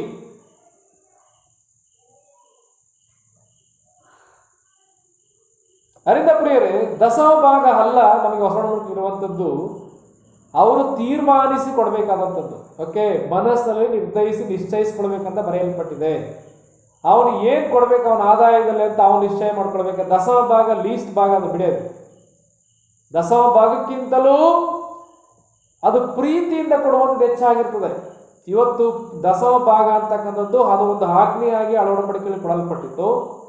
ಆದರೆ ಈಗ ದಶಮ ಭಾಗದ ವಿಷಯ ಎಲ್ಲ ಮಾತಾಡ್ತಾ ಇರೋದು ಸಂತೋಷವಾಗಿ ಕೊಡುವಂಥ ವಿಷಯ ಮಾತಾಡ್ತಿರೋದು. ದಶಮ ಭಾಗದ ವೇಳೆ ಸಂತೋಷದಿಂದ ಕೊಡದೇ ಇರ್ಬೋದು, ಅಯ್ಯೋ ಇದು ಕೊಡ್ಬೇಕಲ್ಲ ಅನ್ಕೊಡಲ್ವಾ, ಅದು ಕೊಡಲೇಬೇಕಾಗಿತ್ತು. ಯಾಕೆ ಅಳವಡಿಕೆ ಹಂಗೆ ಇದೆ. ಸತ್ತರೆ ಒಂದು ಪಾಲು 10 ರೂಪಾಯಿ ಸಂಪಾದನೆ 1 ರೂಪಾಯಿ ಎತ್ತಿ ದೇವ್ರದಂತ ಕೊಡಬೇಕಾಗಿತ್ತು. ಅದು ಸತ್ಯ. ಹಂಗೆ ಕೊಡಲಿಲ್ಲ ಅಂತಲೇ ಬೈಬಲ್ ಬರೆಯಲ್ಪಟ್ಟಿದೆ ಒಳಒಡಂಬಡಿಕೆ ಮಲಾಖಿನ ಗ್ರಂಥದಲ್ಲಿ. ನಾನು ಅದ್ರ ಕುರಿತಾಗಿ ಮಾತಾಡಿದ್ದೇನೆ. ಆದರೆ ದಶಮ ಭಾಗದ ವಿಷಯ ಹೊಸ ಒಡಂಬಡಿಕೆಯಿಲ್ಲ. ಆದರೆ ನೀವು ನಿಮ್ಮ ಸಂಪಾದನೆಯಲ್ಲಿ ಎಷ್ಟು ಪರ್ಸೆಂಟ್ ಕೊಡಬೇಕು, ಎಷ್ಟನ್ನು ನಾನು ಕರ್ತನಿಗೋಸ್ಕರ ನಾನು ಕೊಡಬೇಕು ಅನ್ನೋದನ್ನ ನೀವು ತೀರ್ಮಾನ ಮಾಡ್ಕೋಬೇಕು. ಇದು ಸೇವಕರು ಅಲ್ಲ, ಇನ್ಯಾರು ಅಲ್ಲ ತೀರ್ಮಾನ ಮಾಡ್ಬೇಕಂತದ್ದು. ನಿಮ್ಮ ಆದಾಯದಲ್ಲಿ ಎಷ್ಟು ಪರ್ಸೆಂಟ್ ನಾನು ದೇವ್ರಿಗೆ ಮೀಸಲಿಗಾಗಿ ಇಡಬೇಕು ಅನ್ನೋದನ್ನ ನೀವು ತೀರ್ಮಾನ ಮಾಡಿಕೊಂಡು ಅದರಲ್ಲಿ ನಂಬಿಕಸ್ಥರಾಗಿ ನೀವು ಕೊಡಬೇಕು. ಏನಕ್ಕೋಸ್ಕರ? ನೀವು ಸೇವೆಯಲ್ಲಿ ಇನ್ವಾಲ್ವ್ ಆಗ್ಲಿಕ್ಕೋಸ್ಕರ ಅಷ್ಟೇ ನಿಮಗೆ ದೇವರು ಪ್ರೇರೇಪಣೆ ಕೊಡುವ ರೀತಿಯಲ್ಲಿ. ಆಯ್ತಾ? ಅದರಿಂದ ಯಾರೂ ಸಹ ದುಃಖದಿಂದಾಗಲಿ ಬಲಾತ್ಕಾರದಿಂದಾಗಲಿ ಕೊಡಬಾರದು ಎಂಬುದಾಗಿ ಬರೆಯಲ್ಪಟ್ಟಿದೆ. ದುಃಖದಿಂದಾಗಲಿ ಬಲಾತ್ಕಾರದಿಂದಾಗಲಿ ಕೊಡಬಾರದು, ಆದರೆ ಕೊಡುವಂಥ ವಿಷಯದಲ್ಲೂ ಸಮೃದ್ಧಿಯಾಗಿರ್ಬೇಕಂತ ಬರೆಯಲ್ಪಟ್ಟಿದೆ. ಕೊಡುವಂಥ ವಿಷಯದಲ್ಲಿ ಸಮೃದ್ಧಿಯ ಉಳ್ಳವರಾಗಿರಬೇಕು. ನೀವು ಯಾವ ರೀತಿಯಲ್ಲಿ ನಂಬಿಕೆ ಪ್ರೀತಿಯಲ್ಲಿ ಸಮೃದ್ಧರಾಗಿದ್ದೀರೋ ಅದೇ ಪ್ರಕಾರ ಕೊಡುವಂಥ ವಿಷಯದಲ್ಲೂ ಸಮೃದ್ಧರಾಗಿರಬೇಕೆಂಬುದಾಗಿ ಬರೆಯಲ್ಪಟ್ಟಿದೆ. ಅರಿತ ಪ್ರಿಯರೇ, ನಿಮಗೆ ದೇವರ ಆತ್ಮನು ಪ್ರೇರೇಪಣೆ ಕೊಡುವಾಗ, ದೇವರು ನಿಮ್ಮನ್ನು ನಾನು ಕೊಡಬೇಕೆಂಬುದಾಗಿ ಉತ್ತೇಜನ ಕೊಡುವಾಗ ಎಸ್ ಕೊಡ್ರಿ, ಅದು ನಿಜವಾದಂಥ ಕೊಡುವಿಕೆ. ಮನಪೂರ್ವಕವಾಗಿ ಕೊಡುವರಿಂದಲೇ ಕಾಣಿಕೆಯನ್ನು ತೆಗೆದುಕೊಳ್ಳಬೇಕೆಂಬುದಾಗಿ ದೇವರ ವಾಕ್ಯದಲ್ಲಿ ಬರೆಯಲ್ಪಟ್ಟಿದೆ. ಮನಪೂರ್ವಕವಾಗಿ ಅದರ ಅರ್ಥ ಸ್ವಇಚ್ಛೆಯಿಂದ ಸಂತೋಷವಾಗಿ ನಾನು ನನ್ನ ಕರ್ತನ ಕಾರ್ಯಗಳಿಗೆ ನಾನು ಕೊಡಬೇಕು, ಕರ್ತನ ಸೇವಕರ ಚಂದವಾಗಿ ನಡೀಬೇಕು, ಅನೇಕರಿಗೆ ಸುವಾರ್ತೆ ಮುಟ್ಟಬೇಕು ಅಂಥೇಳಿ ಈ ಸುವಾರ್ತೆ ನಾನು ಪಾಲು ತೆಗೆದುಕೊಳ್ಬೇಕಂತೇಳಿ ನಾನು ದೇವರಿಗೆ ಕೊಡ್ತಾ ಇದ್ದೇನೆ ಎಂಬತಕ್ಕಂಥ ಮನೋಭಾವದವರಾಗಿ ಕೊಡುವಾಗ ಅದು ದೇವರಿಗೆ ಸಮರ್ಪಕವಾದಂಥದ್ದು ಆಗಿರ್ತದೆ. ಆಯ್ತಾ? ಅದು ವಿಶ್ವಾಸಗಳಿರ್ತಕ್ಕಂಥ ಟೀಚಿಂಗ್, ವಿಶ್ವಾಸಗಳಿರ್ತಕ್ಕಂಥ ಒಂದು ಬೋಧನೆ ದೇವರ ವಾಕ್ಯದಲ್ಲಿ. ಓಕೆ, ಆದರೆ ಸೇವಕರಿಗಿರುವಂಥ ಒಂದು ಟೀಚಿಂಗ್ ಏನು? ನೀವು ದೇವರನ್ನೇ ದೃಷ್ಟಿ ಮಾಡಬೇಕಂತ. ಈಗ ಮನುಷ್ಯನ ಕೈಗಳನ್ನು ನೋಡಬಾರ್ದು, ದೇವರ ಕೈಗಳನ್ನು ನೋಡಬೇಕಂತ ಅರ್ಥ. ದೇವರನ್ನೇ ನೋಡುವಂಥವ್ರಾಗಿರ್ಬೇಕು. ನಾವು ಬಂದಿರುವುದು ದೇವರ ಸೇವೆ ಮಾಡಲಿಕ್ಕಾಗಿ. ಸೇವಕರುಗಳು ದೇವರ ಸೇವೆ ಮಾಡ್ಲಿಕ್ಕೆ ಬಂದಾಗ ಆ ಯಜಮಾನನ್ನೇ ಅವರು ದೃಷ್ಟಿ ಮಾಡ್ತಾ ಹೋಗಬೇಕು. ಎಲಿಯನನ್ನ ಸಾಕಿದ ದೇವರು ಇವತ್ತಿರುವಂಥ ಸೇವಕರುಗಳನ್ನು ದೇವರು ಸಾಕುವಂತವನಾಗಿದ್ದಾನೆ. ಹೀಗೆ ಸಾಕಬೇಕು ಅಂತ ನೀವೇನು ಹೇಳ್ಕೊಡ್ಬೇಕಾದಿಲ್ಲ. ಅವರು ಸಾಕಲಿಕ್ಕೆ ಅವ್ರಿಗೆ ಗೊತ್ತುಂಟು ಅಲ್ವೇ? ದೇವರು ಸಾಕುತ್ತಾನೆ. ನಂತರ ಇಲ್ಲಿ ಕೇರತಳದಲ್ಲಿ ನೀರು ಮುಗಿದೋದಾಗ ಎಲಿಯನನ್ನ ಮತ್ತೆ ದೇವರಲ್ಲಿ ಕಳಿಸ್ತಾನೆ. ಶಾರಪ್ತದ ವಿಧವೆ ಮನೆಗೆ ಕಳಿಸ್ತಾನೆ. ನಮ್ಮೆಲ್ರಿಗೂ ಸಹ ಗೊತ್ತಿದೆ. ದೇವರು ಎಲ್ಲೆಲ್ಲಿ ಸಾಕಬೇಕಲ್ಲಿ ಸಾಕುತ್ತಾನೆ. ನಂತರ ದೇವರು ಅವನು ಕಾಡಿನಲ್ಲಿ ಮಲ್ಲಿಕೊಂಡಿರುವ ಸಮಯದಲ್ಲಿ ದೇವದೂತನ ಮುಖಾಂತರವಾಗಿ ಊಟ ಕಳಿಸ್ತಾನೆ. ನಾವು ನೋಡ್ತೇವೆ ದೇವರ ವಾಕ್ಯದಲ್ಲಿ. ಒಂದು ಕಾಯಿಗಳ ಮುಖಾಂತರ ಆಹಾರ ಕಳಿಸಿಕೊಟ್ಟ ಕರ್ತನು, ಎರಡನೇದು ಚಾರಪ್ತದ ವಿಧೆಯ ಮನೆಯಲ್ಲಿ ಸಾಕಿದ ಕರ್ತನು, ಮೂರನೇದಾಗಿ ಅವನು ಕಾಡಿನಲ್ಲಿ ಮಲಗಿರುವಾಗ ದೇವದೂತರು ಊಟ ತಂದು ಕೊಡ್ತಾರೆ. ಎರಡು ಸಾರಿ ಊಟ ತಂದು ಕೊಡ್ತಾರೆ. ಬೆಂಟ ಟೆಪ್ಸಿ ಮಲಗಿರುವಂಥವನ್ನ ಊಟ ಮಾಡೋ ಬಲಗಳು, ನೀನು ತುಂಬ ಪ್ರಯಾಣ ಮಾಡಬೇಕಿದೆ ಎಂಬುದಾಗಿ ಹೇಳಿ ಊಟ ಮಾಡಿಸೋದನ್ನು ನೋಡುವಂಥರ ಆಗಿದ್ದೇವೆ. ದೇವದೂತ ಬಂದು ಹೇಳಿಸಿ. ಪ್ರಿಯರೇ, ನಮ್ಮ ದೇವರಿಗೆ ಹೇಗೆ ಬೇಕಾದ್ರೂ ಸಾಕಲಿಕ್ಕೆ ಶಕ್ತಿ ಉಂಟು. ಅದರಿಂದ ಯಾವ ರೀತಿ ಚಿಂತೆ ಮಾಡಬೇಡಿ. ಇಲ್ಲಿ ಕರ್ತನು ಈ ಶಿಷ್ಯರು ಅದನ್ನು ಅನುಭವಿಸ್ಬೇಕು. ನಂತರ ಅಲ್ಲಿ ಹೇಳ್ತದೆ, ಹಾಳು ಹಂಬಲಿಗೆ ಯೋಗ್ಯನಷ್ಟೇ ಎಂಬುದಾಗಿ ಬರೆಯಲ್ಪಟ್ಟಿದೆ. ಹಾಳು ಹಂಬಲಿಗೆ ಯೋಗ್ಯನಷ್ಟೇ. 10ನೇ ವಚನದಲ್ಲಿ ನೋಡಿ, ಹಾಳು ಹಂಬಲಿಗೆ ಯೋಗ್ಯನಷ್ಟೇ ಎಂಬುದಾಗಿ ಹೇಳೋದನ್ನು ನಾವು ನೋಡುವಂತರಾಗಿದ್ದೇವೆ. ಓಕೆ, ನಂತರ ನಾವು ಮತ್ತೊಂದು ವಚನ ಓದಿಕೊಳ್ಳೋಣ. ಕೊರಿಂಥದವರಿಗೆ ಬರೆದ ಪತ್ರಿಕೆಯಲ್ಲಿ ಒಂದು ವಚನ ಬರೆಯಲ್ಪಟ್ಟಿದೆ. ಅಲ್ಲಿ ಪೌಲನು ಈ ವಿಷಯದಲ್ಲಿ ಸೇವಕರ ವಿಷಯದಲ್ಲಿ ಬರೆದಿರುವುದನ್ನು ನೋಡುತ್ತೇವೆ. ಇದು ಏನು ರೂಲ್ಸ್, ನಿಯಮ ಏನಂತ ಅಲ್ಲಿ ಬರೆದಿರುವುದನ್ನು ನೋಡುತ್ತೇವೆ. 9ನೇ ಅಧ್ಯಾಯ, ಕೊರಿಂಥದವರಿಗೆ ಬರೆದ ಪತ್ರಿಕೆ 9ನೇ ಅಧ್ಯಾಯ 14ನೇ ವಚನ. ಅದೇ ರೀತಿಯಾಗಿ ಕರ್ತನು ಸಹ ಸುವಾರ್ತೆಯನ್ನು ಸಾರುವವರು ಸುವಾರ್ತೆಯಿಂದಲೇ ಜೀವನ ಮಾಡಬೇಕೆಂದು ನೇಮಿಸಿದನು ಎಂಬುದಾಗಿ ಬರೆಯಲ್ಪಟ್ಟಿದೆ. ಓಕೆ, ಕೊರಿಂಥ ಪತ್ರಿಕೆ 9ನೇ ಅಧ್ಯಾಯ 14ನೇ ವಚನದಲ್ಲಿ ಅದೇ ರೀತಿಯಾಗಿ ಕರ್ತನು ಸಹ ಸುವಾರ್ತೆಯನ್ನು ಸಾರುವವರು ಸುವಾರ್ತೆಯಿಂದಲೇ ಜೀವನ ಮಾಡಬೇಕೆಂದು ನೇಮಿಸಿದನು. 1 ಕೊರಿಂಥ 9ನೇ ಅಧ್ಯಾಯ 14ನೇ ವಚನದಲ್ಲಿ ಬರೆಯಲ್ಪಟ್ಟಿದೆ. ಏನಂತ? ಅದೇ ರೀತಿಯಾಗಿ ಕರ್ತನು ಸಹ ಸುವಾರ್ತೆಯನ್ನು ಸಾರುವವರು ಸುವಾರ್ತೆಯಿಂದಲೇ ಜೀವನ ಮಾಡಬೇಕೆಂದು ನೇಮಿಸಿದನು. ಹೇಗೆ ನೇಮಿಸಿದಾನೆ? ಸುವಾರ್ತೆ ಸಾರುವವರು ಸುವಾರ್ತೆಯಿಂದಲೇ ಜೀವನ ಮಾಡಬೇಕಂತ ನೇಮಿಸಿದ್ದಾನೆ. ಅನೇಕ ಉದಾಹರಣೆಗಳ ಮೇಲೆ ಇದೆ. ಅದರಿಂದ ಒಂದು ವೇಳೆ ದೇವರು ಸುವಾರ್ತೆಗೆ ನೇಮಕ ಮಾಡಿದರೆ ಅವರು ಅದರಲ್ಲಿ ಜೀವನ ಮಾಡಬೇಕೆಂಬುದಾಗಿ ದೇವರು ನೇಮಿಸಿದ್ದಾನೆ ಎಂಬುದಾಗಿ ವಾಕ್ಯ ಭಾಗದಲ್ಲಿ ನೋಡುವಂತರಾಗಿದ್ದೇವೆ. ಇದು ದೇವರ ಒಂದು ನೇಮಕ. ಅದರಿಂದ ಅವರು ಕರ್ತನೇ ದೃಷ್ಟಿ ಮಾಡಬೇಕು. ಕರ್ತನ ಅವರನ್ನ ಆ ಸುವಾರ್ತೆಯ ಒಳಗಡೆ ಅವ್ರನ್ನ ಸಾಕುತ್ತಾನೆ ಎಂಬ ಸತ್ಯವನ್ನು ಇಲ್ಲಿ ನಾವು ನೋಡುವಂತರಾಗಿದ್ದೇವೆ ಪ್ರಿಯರೇ. ಓಕೆ, ಈಗ ಅವರು ಸಿಪಾಯಿ ಕೆಲಸ ಮಾಡುವಂಥವ್ರು ಎಂಬುದನ್ನು ನೋಡುತ್ತೇವೆ. 9ನೇ ಅಧ್ಯಾಯ, ಅದರಲ್ಲಿ ಕೊರಿಂಥದವರ ಬರೆದ ಪತ್ರಿಕೆ 9ನೇ ಅಧ್ಯಾಯ 7ನೇ ವಚನ ಓದುವಾಗ ಅವರು ಸಿಪಾಯಿ ರೀತಿಯಲ್ಲಿ ಕೆಲಸ ಮಾಡುವಂಥವ್ರಂತ. ಓಕೆ, ಯಾವ ಸಿಪಾಯಿ ಆದರೂ ಸ್ವಂತ ಖರ್ಚಿನಿಂದ ಯುದ್ಧಕ್ಕೆ ಹೋಗುವುದುಂಟೆ ಅಂತ. ಓಕೆ, ಸಿಪಾಯಿ ಕೆಲಸ ಮಾಡ್ತಾರೆ. ಸಿಪಾಯಿ ಸ್ವಂತ ಖರ್ಚಿನಿಂದ ಹೋಗಿ ದೇಶ ಕಾಯ್ತಾ ಇಲ್ಲ. ದೇಶದ ಜನರು ಆ ಸಿಪಾಯಿಗೆ ಬೇಕಾದನ್ನ ಸಪ್ಲೈ ಮಾಡ್ತಾ ಇದ್ದಾರೆ. ಸಿಪಾಯಿಗಳಿಗೆ, ನಮ್ಮ ದೇಶವನ್ನು ಕಾಯುವಂಥ ಸೈನಿಕರಿಗೆ ನಮ್ಮ ದೇಶ ಅವ್ರಿಗೆ ಏನೆಲ್ಲ ಬೇಕು ಅದನ್ನ ಸಪ್ಲೈ ಮಾಡ್ತಾ ಇದೆ ಅಲ್ವೇ? ಅದೇ ರೀತಿಯಾಗಿ ಸೇವಕರು ಎಂಬುದಾಗಿ ಇದರರ್ಥ. ನಂತರ ಅಷ್ಟು ಮಾತ್ರವಲ್ಲ, ದ್ರಾಕ್ಷಿ ತೋಟವನ್ನು ಮಾಡಿದವನು ಅದರ ಫಲವನ್ನು ತಿನ್ನದೆ ಇರುವುದುಂಟೆ. ದ್ರಾಕ್ಷಿ ತೋಟ ಎಂಬುದಾಗಿ ಹೇಳುವುದು ಸಭೆ. ಸಭೆಯನ್ನು ಅವರು ಸುವಾರ್ತೆ ಸಾರಿ ಸಭೆ ಕಟ್ಟಿದಂಥ ಸೇವಕರುಗಳು ಅದರ ಫಲವನ್ನು ತಿಂದೇ ಇರಲಿಕ್ಕೆ ಆಗ್ತದೆ ಎಂಬುದಾಗಿ, ದ್ರಾಕ್ಷಿ ತೋಟ ಮಾಡಿದ ಮೇಲೆ ಅದರ ಫಲ ಅವ್ರಿಗಿರ್ತದೆ ಎಂಬುದನ್ನು ನೋಡುವಂತರಾಗಿದ್ದೇವೆ. ನಂತರ ಅಷ್ಟು ಮಾತ್ರವಲ್ಲದೆ ಪಶುಗಳನ್ನು ಸಾಕಿದವನು ಅವುಗಳ ಹೈನಿಂದ ಜೀವಿಸದಿರುವುದುಂಟೆ. ಹಸುಗಳನ್ನು ಸಾಕಿದಂಥ ವ್ಯಕ್ತಿ ಹಾಲು, ಯಾರಿಗೆ ಅದು ಹಾಲಿನಿಂದ ಜೀವನ ಮಾಡುತ್ತಾರೆ. ಓಕೆ, ನಂತರ 8ನೇ ವಚನ, ನಾನು ಹೇಳಿದ್ದು ಬರೀ ಲೋಕವಾಡಿಕೆಯ ಮಾತು, ಧರ್ಮಶಾಸ್ತ್ರ ಇದನ್ನು ಹೇಳುವುದಿಲ್ಲವೋ. ನಂತರ ಕಣ ತುಳಿ ಎತ್ತಿನ ಬಾಯಿ ಕಟ್ಟಬಾರದು, ಮೋಶೆಯ ಧರ್ಮಶಾಸ್ತ್ರದಲ್ಲಿ ಬರದೆ. ಕಣ ತುಳಿಯ ಎತ್ತಿನ ಬಾಯನ್ನು ಕಟ್ಟಬಾರದು. ಇದು ಎತ್ತುಗಳ ಕುರಿತಾಗಿ ಎಲ್ಲ ಮಾತಾಡ್ತಾ ಇರೋಂಥದ್ದು, ಜನರ ಕುರಿತಾಗಿ ಮಾತಾಡ್ತಾ ಇರೋದು. ಕಣ ತುಳಿ ಎತ್ತಿನ ಬಾಯನ್ನು ಕಟ್ಟಬಾರದು ಅಂದ್ರೆ ಅರ್ಥ, ಈಗ ಕಣ ತುಳಿತಾ ಇದೆ ಅಂದರೆ, ಕಣ ತುಳಿಯೋದೆಂಬುದಾಗಿ ಹೇಳುವಾಗ ನಿಮಗೆ ಇತ್ತೀಚೆಗೆ ಗೊತ್ತಾಗಲ್ಲ ಅಂತ ಕಾಣ್ತದೆ. ಆದರೆ ಇದು ನಾವು ಚಿಕ್ಕವರಾಗಿದ್ದಾಗ ನಾವು ನೋಡ್ತೀವಿ. ಈಗಿಂತ ಒಂದು ಸ್ಥಿತಿಗತಿ ನೋಡೋದು ಕಷ್ಟ, ಹಳ್ಳಿಗಳಲ್ಲೂ ಸಹ ಕಷ್ಟ ಇದು ನೋಡೋದು, ಕಣ ತುಳಿಯೋದಂತ. ಓಕೆ, ಅಂದ್ರೆ ಅರ್ಥ ಒಂದು ಹುಲ್ಲು ತುಳಿಯುವಂಥದ್ದು.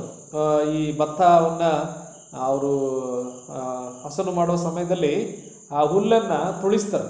ಆ ತುಳಿಯುವಾಗ ಆ ಕಣ ತುಳಿಲಿಕ್ಕೆ ಕೆಲವು ಎತ್ತುಗಳನ್ನು ಕಟ್ತಾರೆ. ಅದು ಸುತ್ತ ರೌಂಡ್ ಹೊಡ್ಕೊಂಡು ಬರ್ತಾ ಇರ್ತದೆ. ಓಕೆ, ರೌಂಡ್ ಹೊಡ್ಕೊಂಡು ಬರೋ ಸಮಯದಲ್ಲಿ ಅದಕ್ಕೆ ಯಾರು ಸಹ ಮುಸುಡು ಕುಕ್ಕೆ ಹಾಕೋದಿಲ್ಲ. ಓಕೆ, ಕುಕ್ಕೆ ಹಾಕೋದಿಲ್ಲ. ಯಾಕೆ? ಅದು ತುಳಿತಾ ಇದೆ, ಕೆಲಸ ಮಾಡ್ತಾ ಇದೆ. ಅದು ಹಾಗೆಯೇ ತಿಂದ್ಕೊಂಡು ಅದು ಕೆಲಸ ಮಾಡಬೇಕಂತ ಅರ್ಥ. ಅದು ಕಣ ತುಳಿ ಎತ್ತಿನ ಬಾಯನ್ನು ಕಟ್ಟಬಾರದು ಎಂಬುದಾಗಿ. ಒಬ್ಬ ವ್ಯಕ್ತಿ ಸೇವೆ ಮಾಡ್ತಾ ಇದ್ರೆ ಆ ಸೇವೆಯಲ್ಲಿ ಅವನು ಜೀವಿಸುವಂಥವನಾಗಿರಬೇಕು. ಕರ್ತನ ಯಾರೂ ಸಹ ಮುಸುಡುಗಕ್ಕೆ ಹಾಕಬಾರ್ದು ಅವನಿಗೆ ಅಂತ. ಯಾಕೆಂದರೆ ಸೇವೆ ಮಾಡುವಾಗ ಸೇವೆಯಲ್ಲಿ ಅವನು ಜೀವಿಸಬೇಕೆಂಬುದಾಗಿ ಈ ರೀತಿಯಾಗಿ ಹೇಳ್ತಿರೋದು. ಏನಂತೆ? ಕಣ ತುಳಿ ಎತ್ತಿನ ಬಾಯನ್ನು ಕಟ್ಟಬಾರದು. ಓಕೆ, ನಂತರ ದೇವರು ಚಿಂತಿಸುವುದು ಎತ್ತುಗಳಿಗಾಗಿಯೋ ಅಥವಾ ನಮಗೋಸ್ಕರವಾಗಿಯೇ ಹೇಳುತ್ತಾನೋ? ಹೌದು, ನಮಗೋಸ್ಕರ ಬರದೆ. ಉಳುವವನು ಬೆಳೆಯಲ್ಲಿ ತನಗೆ ಪಾಲು ದೊರಕುತ್ತದೆಂದು ಉಳುವುದು, ಹೊಕ್ಕುವವನು ತನಗೆ ಪಾಲು ದೊರಕುತ್ತದೆಂದು ಹೊಕ್ಕುವುದು ನ್ಯಾಯ. ನಾವು ನಿಮಗೋಸ್ಕರ ಆತ್ಮ ಸಂಬಂಧವಾದ ಬೀಜವನ್ನು ಬಿತ್ತಿದ ಮೇಲೆ ನಿಮ್ಮಿಂದ ಶರೀರ ಸಂಬಂಧವಾದ ಪೈರನ್ನು ಕೊಯ್ಯುವುದು ದೊಡ್ಡದು.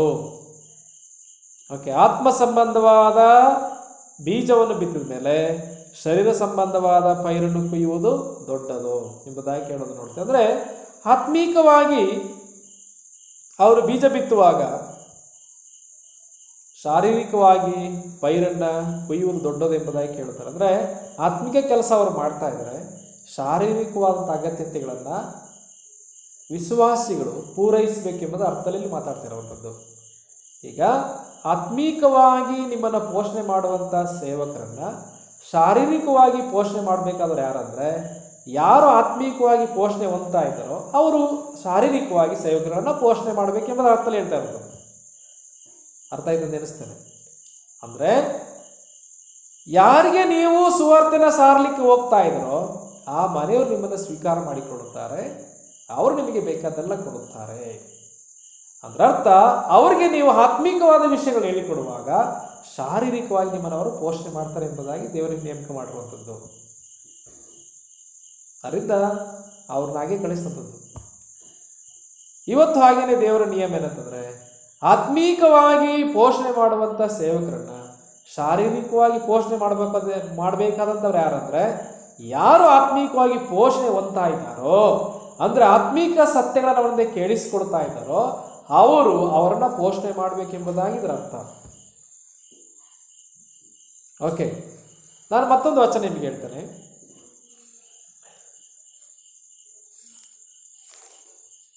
ಗಲಾತ್ಯದವರಿಗೆ ಬರೆದ ಪತ್ರಿಕೆ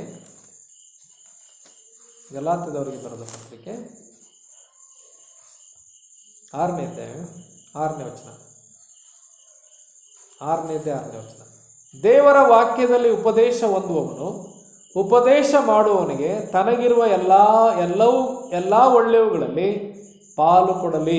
ಗಮನಿಸ್ತಾ ಅಲ್ಲಿ ನೋಡಿ, ದೇವರ ವಾಕ್ಯದಲ್ಲಿ ಉಪದೇಶ ಹೊಂದುವವನು ಅಂದರೆ ದೇವರ ವಾಕ್ಯದಲ್ಲಿ ಉಪದೇಶ ಹೊಂದುವವನು ಅಂದರೆ ಕೇಳಿಸಿಕೊಳ್ಳುವವನು, ವಾಕ್ಯ ಆತ್ಮೀಕವಾಗಿ ಬೆಳಲಿಕ್ಕೆ ವಾಕ್ಯಗಳನ್ನು ಕೇಳಿಸಿಕೊಳ್ಳುವಂಥವನು, ಉಪದೇಶ ಮಾಡುವಂಥವನಿಗೆ ತನಗಿರುವ ಎಲ್ಲ ಒಳ್ಳೆಯವುಗಳಲ್ಲಿ ಪಾಲು ಕೊಡಲಿ ಎಂಬುದಾಗಿ ಬರೆಯಲ್ಪಟ್ಟಿರುವುದನ್ನು ನೋಡುವಂತರಾಗಿದ್ದೇವೆ. ಅಂದರೆ ಯಾರು ದೇವರ ವಾಕ್ಯದಲ್ಲಿ ಉಪದೇಶ ಹೊಂದುತ್ತಾರೋ, ಅವರು ಯಾರು ಉಪದೇಶ ಮಾಡ್ತಾರೋ ಇವರು ಆತ್ಮಿಕವಾಗಿ ಬೆಳೆಸಲಿಕ್ಕೆ ಅವರಿಗೆ ತನಗಿರುವ ಒಳ್ಳೆಯವುಗಳಲ್ಲಿ ಪಾಲು ಕೊಡಲಿ ಎಂಬುದಾಗಿ ಹೇಳಲ್ಪಟ್ಟಿರುವುದನ್ನು ನೋಡುವಂತರಾಗಿದ್ದೇವೆ. ಹಾಗಿದ್ರೆ ಈಗ ಈ ಶಿಷ್ಯರನ್ನ ನೋಡ್ಕೊಳ್ಬೇಕಾದ ಜವಾಬ್ದಾರಿ ಯಾರಿಗೆ ವಹಿಸಿದ್ದಾನೆ?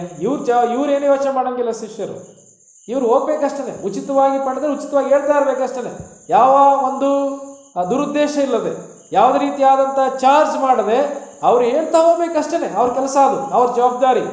ಆದರೆ ಇನ್ನೊಂದು ಜವಾಬ್ದಾರಿಯನ್ನ ಕೇಳುವಂಥ ವ್ಯಕ್ತಿಗಳಿಗೆ ಕೊಡುವುದನ್ನು ನೋಡುವಂತರಾಗಿದ್ದೇವೆ. ಅದರಿಂದ ಕೆಲವು ಸಮಯದಲ್ಲಿ ತಿಳ್ಕೊಳ್ಬೇಡ್ರಿ, ದೇವರು ಹೇಳಿದ್ದಾರೆ ಸೇವಕರುಗಳಿಗೆ ಉಚಿತವಾಗಿ ಬಂದಿದ್ರೆ ಉಚಿತವಾಗಿ ಕೊಡ್ರಿ ಅಂತ ಹೇಳಿದ್ದಾರೆ, ಅದರಿಂದ ನಾವೆಲ್ಲ ಉಚಿತವಾಗಿ ಪಡ್ಕೊಳ್ಳೋಣ ಅಂತ ತಿಳ್ಕೊಳ್ಬೇಡ್ರಿ. ನಿಮಗೆ ಬೇರೆ ಬೋಧನೆ ಇದೆ ಇಲ್ಲಿ, ಅರ್ಥ ಆಯ್ತಾ? ಸೇವಕರಿಗೆ ಅದು ಹೇಳಿರೋದು ಏನಂತ, ನೀವು ಉಚಿತವಾಗಿ ಓದಿದ್ದೀರಿ ಉಚಿತವಾಗಿ ಕೊಡ್ರಿ ಅಂತ ಸೇವಕರಿಗೆ ಹೇಳಿದ್ದಾರೆ. ಅದು ಅವ್ರು ಮಾಡ್ತಾರೆ, ಆ ಸತ್ಯ ಅವ್ರು ಮಾಡ್ತಾರೆ. ಯಾವುದೇ ರೀತಿ ಬೆಲೆ ಕಟ್ಟಲ್ಲ, ನಿಮಗೆ ಪ್ರಾರ್ಥನೆಗೆ ಬೆಲೆ ಕಟ್ಟಲ್ಲ ಅಥವಾ ವಾಕ್ಯ ಹೇಳ್ಕೊಳ್ಳಿಕ್ಕೆ ಬೆಲೆ ಕಟ್ಟಲ್ಲ, ಏನಿಲ್ಲ, ಮಾಡ್ತಾರೆ. ಎಷ್ಟು ಮಾಡ್ಬೇಕು ಅಷ್ಟು ಮಾಡುತ್ತಾರೆ, ದೇವರ ವಾಕ್ಯ ಹೇಳಿಕೊಡ್ತಾರೆ, ಅಷ್ಟು ಆತ್ಮಿಕವಾಗಿ ಬೆಳೆಸಲಿಕ್ಕೆ ರೆಡಿ ಇದ್ದಾರೆ ಸೇವಕರುಗಳು. ಆದರೆ ನಮಗೆಲ್ಲ ಉಚಿತವಾಗಿ ಕೊಡ್ರಿ ಅಂತ ದೇವರು ಅವ್ರಿಗೆ ಹೇಳಿದ್ದಾರೆ, ಅದರಿಂದ ಕೊಡ್ತಾ ಇದ್ದಾರೆ ಎಂಬುದಾಗಿ ನಿಮಗೆಲ್ಲ ಬೋಧನೆ, ಆ ಬೋಧನೆ ಅವರಿಗೆ ಕೊಟ್ಟಿರೋದು. ನಿಮಗಿರುವಂಥ ಬೋಧನೆಯನ್ನು ನೀವು ಯಾರಿಂದ ಬೋಧನೆ ಹೊಂದಿರ್ತೀರೋ ಅವರನ್ನ ಸಾಕುವಂಥ ಜವಾಬ್ದಾರಿ ನಿಮಗೆ ದೇವರು ಹೇಳಿದ್ದಾರೆ. ಅರ್ಥ ಆಯ್ತಾ? ಅದರಿಂದ ಇಬ್ಬರಿಗೂ ಟೀಚಿಂಗ್ ಇದೆ, ಸೇವಕರಿಗೂ ಇದೆ, ನಂತರ ಕೇಳುವಂಥ ವಿಶ್ವಾಸಿಗಳಿಗೂ ಇದೆ ಎಂಬುದನ್ನು ನೋಡುವಂತರಾಗಿದ್ದೇವೆ. ವಿಶ್ವಾಸಿ ತನಗೆ ಕೊಡಲ್ಪಟ್ಟಿರ್ತಕ್ಕಂಥ ಈ ಸತ್ಯಗಳನ್ನು ಅನುಸರಿಸಬೇಕು. ಅವನು ಕೊಡಲ್ಪಟ್ಟಿರ್ತಕ್ಕಂಥ ಸೇವಕರ ವಿಷಯದಲ್ಲಿ ನಿಮಗೆ ದೇವರು ಉಚಿತವಾಗಿ ಎಲ್ಲ ಹೇಳಿರೋದು ಅಂತ ಹೇಳಲಿಕ್ಕೆ ಹೋಗಬೇಡಿ. ಅವ್ರ ಪ್ರಶ್ನೆ ಮಾಡಿ ಅವರದನ್ನು ಮಾಡ್ತಾರೆ.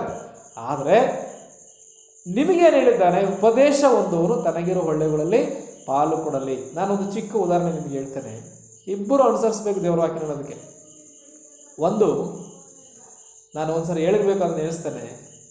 ಒಂದ್ಸಾರಿ ಇಬ್ಬರು ವಿಶ್ವಾಸಿಗಳು ಟ್ರೈನಲ್ಲಿ ಪ್ರಯಾಣ ಮಾಡ್ತಾ ಇರ್ತಾರೆ. ಇಬ್ಬರು ವಿಶ್ವಾಸಿಗಳೇ, ಇಬ್ಬರಿಗೂ ಸಹ ದೇವರ ವಾಕ್ಯ ಗೊತ್ತಿದೆ. ಆವಾಗ ಒಬ್ಬ ವಿಶ್ವಾಸಿ ಒಂದು ಬಾಕ್ಸಲ್ಲಿ ಆಹಾರ ತೆಗೆದುಕೊಂಡು ಬೆಳಿಗ್ಗೆ ಟಿಫನ್ ತಗೊಂಡು ಹೋಗಿದ್ದಾನೆ. ಇನ್ನೊಬ್ಬ ವಿಶ್ವಾಸಿ ಹಾಗೆ ಹೋಗಿದ್ದಾನೆ, ಬೆಳಿಗ್ಗೆ ಟಿಫನ್ ಹಂಗೆ ಹೊಟ್ಟೋಗಿದ್ದಾನೆ.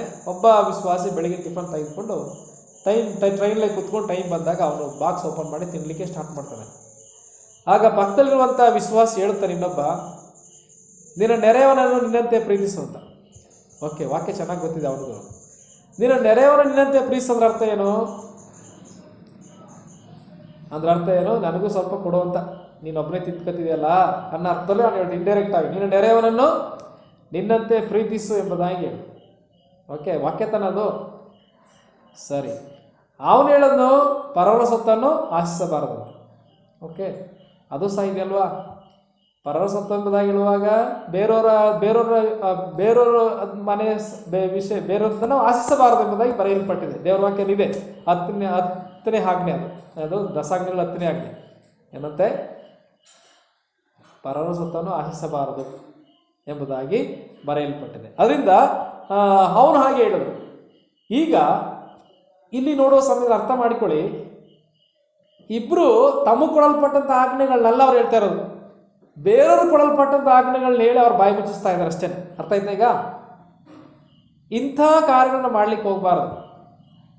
ಅವ್ರಿಗೆ ಹಂಗೆ ಹೇಳಿಲ್ವಾ, ಇವ್ರಿಗೆ ಹಂಗೆ ಹೇಳಿಲ್ವಾ, ಅವ್ರಿಗೆ ಹಿಂಗೆ ಹೇಳಿಲ್ವಾ ಅಂತ ಅವ್ರ ಬಗ್ಗೆ ನೀವು ಮಾತಾಡೋಕೆ ಹೋಗ್ಬೇಡಿ. ನಿನಗೇನು ಹೇಳಿದೆ ಅದನ್ನು ಅನುಸರಿಸು ಅಷ್ಟೇ.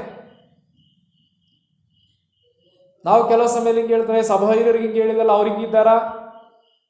ಸಭಾ ಹಿರಿಯರಿಗೆ ಏನು ಹೇಳಿದೆ ಅವ್ರು ಅನುಸರಿಸ್ತಾರೆ. ನಿನಗೇನು ಸಭೆಯರಿಗೆ ಹೆಂಗೆ ಅಧೀನರಾಗಬೇಕು ಅಂತಿದೆ ಅದನ್ನು ಅನುಸರಿಸು.